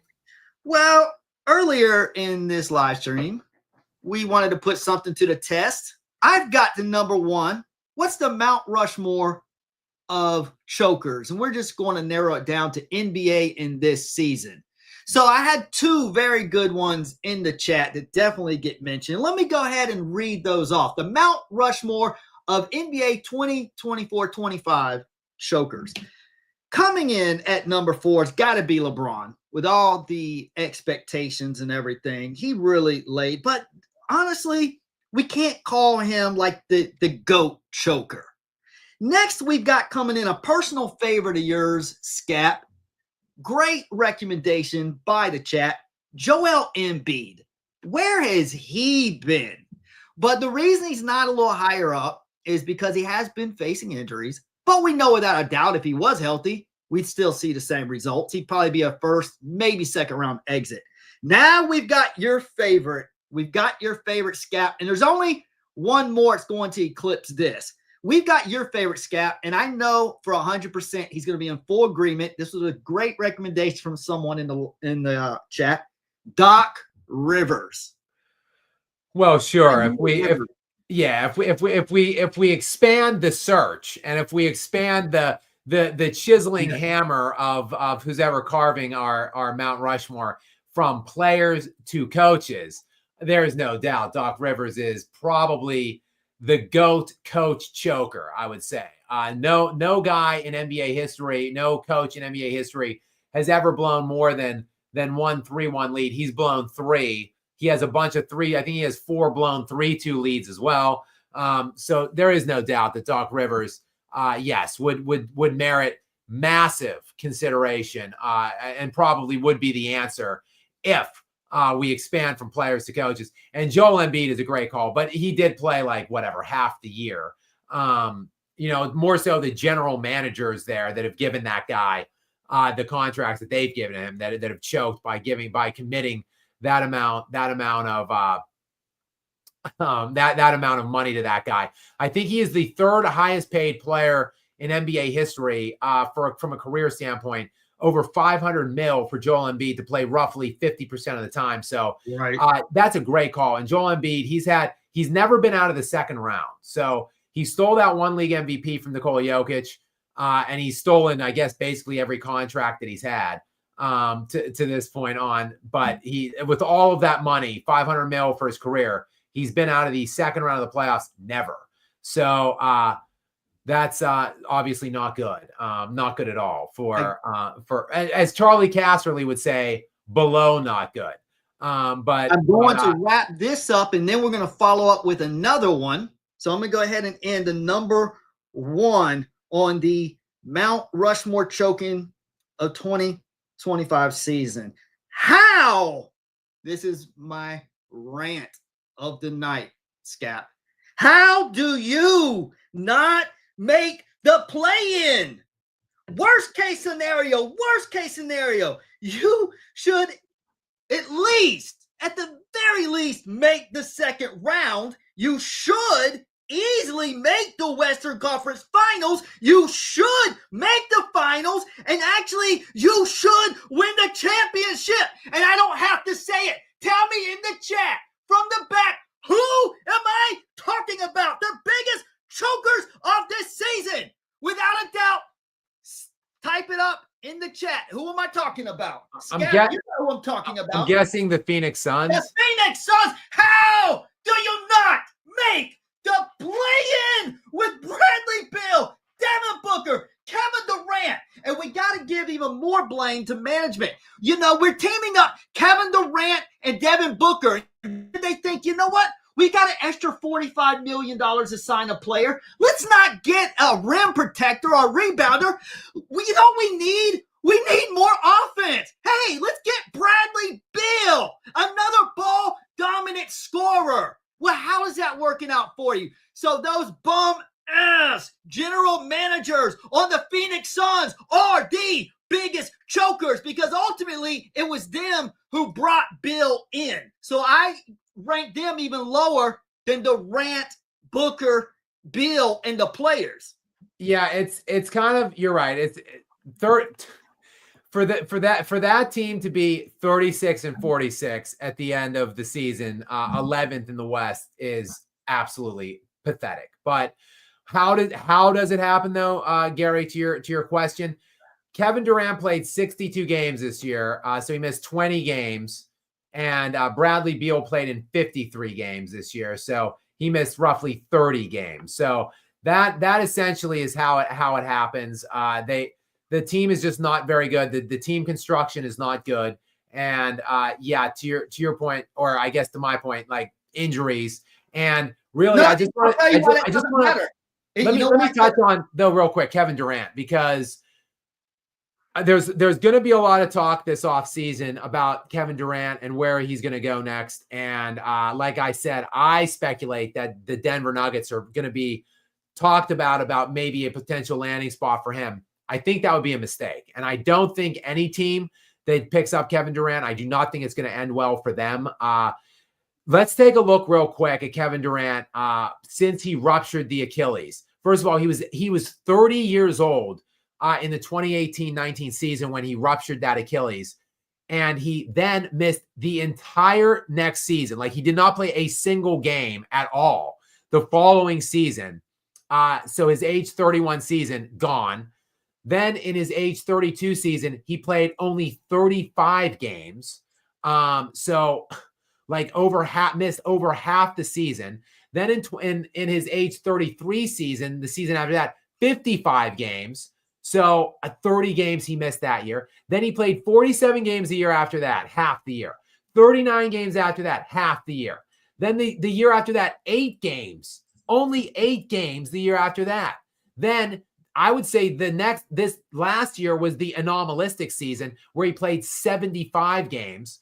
And then actually 62 in what I just detailed, 62 is actually a ton for him. So the fact that he only missed 20 this year was actually really good for him, based on everything that he's done and everything that he's shown since he's come back from that ruptured Achilles. So let me ask you this. He's 36. He will be 37. Let me see when this guy was born, if I can. He was born in September. So September 29th, he will be 37 years old before this next season tips off. So who the hell wants that? Like, if you get Kevin Durant this year, you're essentially saying like, yeah, I hope he can play 50. Like, if Kevin Durant can only miss 30 games, that's a win for us, basically. Like, what team has the luxury to build to not, he's not going to be a primary piece, but even if, let's say, he goes to the Nuggets, like, what are you getting rid of for that? Because Michael Porter Jr. maybe, and something else. Like, so you're banking on Kevin Durant coming in place of Michael Porter Jr. Like, yeah, okay. Like, that makes the Nuggets really dangerous offensively. But again, they're one of the 2 or 3 best offenses anyway, right now. Like, do you really want to bring on a 37-year-old who doesn't defend at all anymore, who at best is going to miss 30 or 40 games and probably not be available for the playoffs? Remember, he wasn't available for the stretch run, like the final week and a half of the season when they were trying to somehow claw into the play-in. Like, he wasn't even playing. So, I mean, he likely won't be available for the playoffs anyway. I just don't think it makes sense unless you have the luxury where you can just, like, let's say it's the Houston Rockets, and you can just give them like 3 or 4, or maybe like 3 first-round picks and no players. And you can just bring KD on and just dump him in everything that Houston already has, give up no assets, and just be like, listen, We're going to load manage him all season. He's going to play no back-to-backs. He's going to never exceed like 30 minutes and play maybe 45 games and hope that he's ready in the postseason. Like if that's the plan, okay. But if it's a Denver Nuggets team that will be reliant on him to help them win games all year long, like that's a really shitty plan in my estimation. But I just wanted to slide that in, Gary. Did you have any follow-up on that, Gary? Yeah, I was saying that I blame the management even more because if they had Booker and Durant, then when Durant missed time, if they had taken that $45 million they spent on Bradley Beal and just put some good quality role players around, well, Devin Booker is good enough to at least have them be in games that if they put the right pieces around, like I talk about how Aaron Gordon complements Jokic. If they could find some guys, don't have to be all-star caliber, just guys who fit in well. And I just got to say, I saw a great comment, honorable mention, not choker of the year. Well, because they didn't, they weren't even around that much. They were too busy podcasting. But how about bum of the year? At least LeBron was playing. It wasn't podcasting every other week, or I'm sorry, not every other week, every other day throughout the season. Bum of the year, Paul George. What a disgrace to the league. I mean, Gary, really anybody that wore a Philadelphia 76ers jersey this year, you can absolutely put in the running for bum of the year. Besides not Maxey.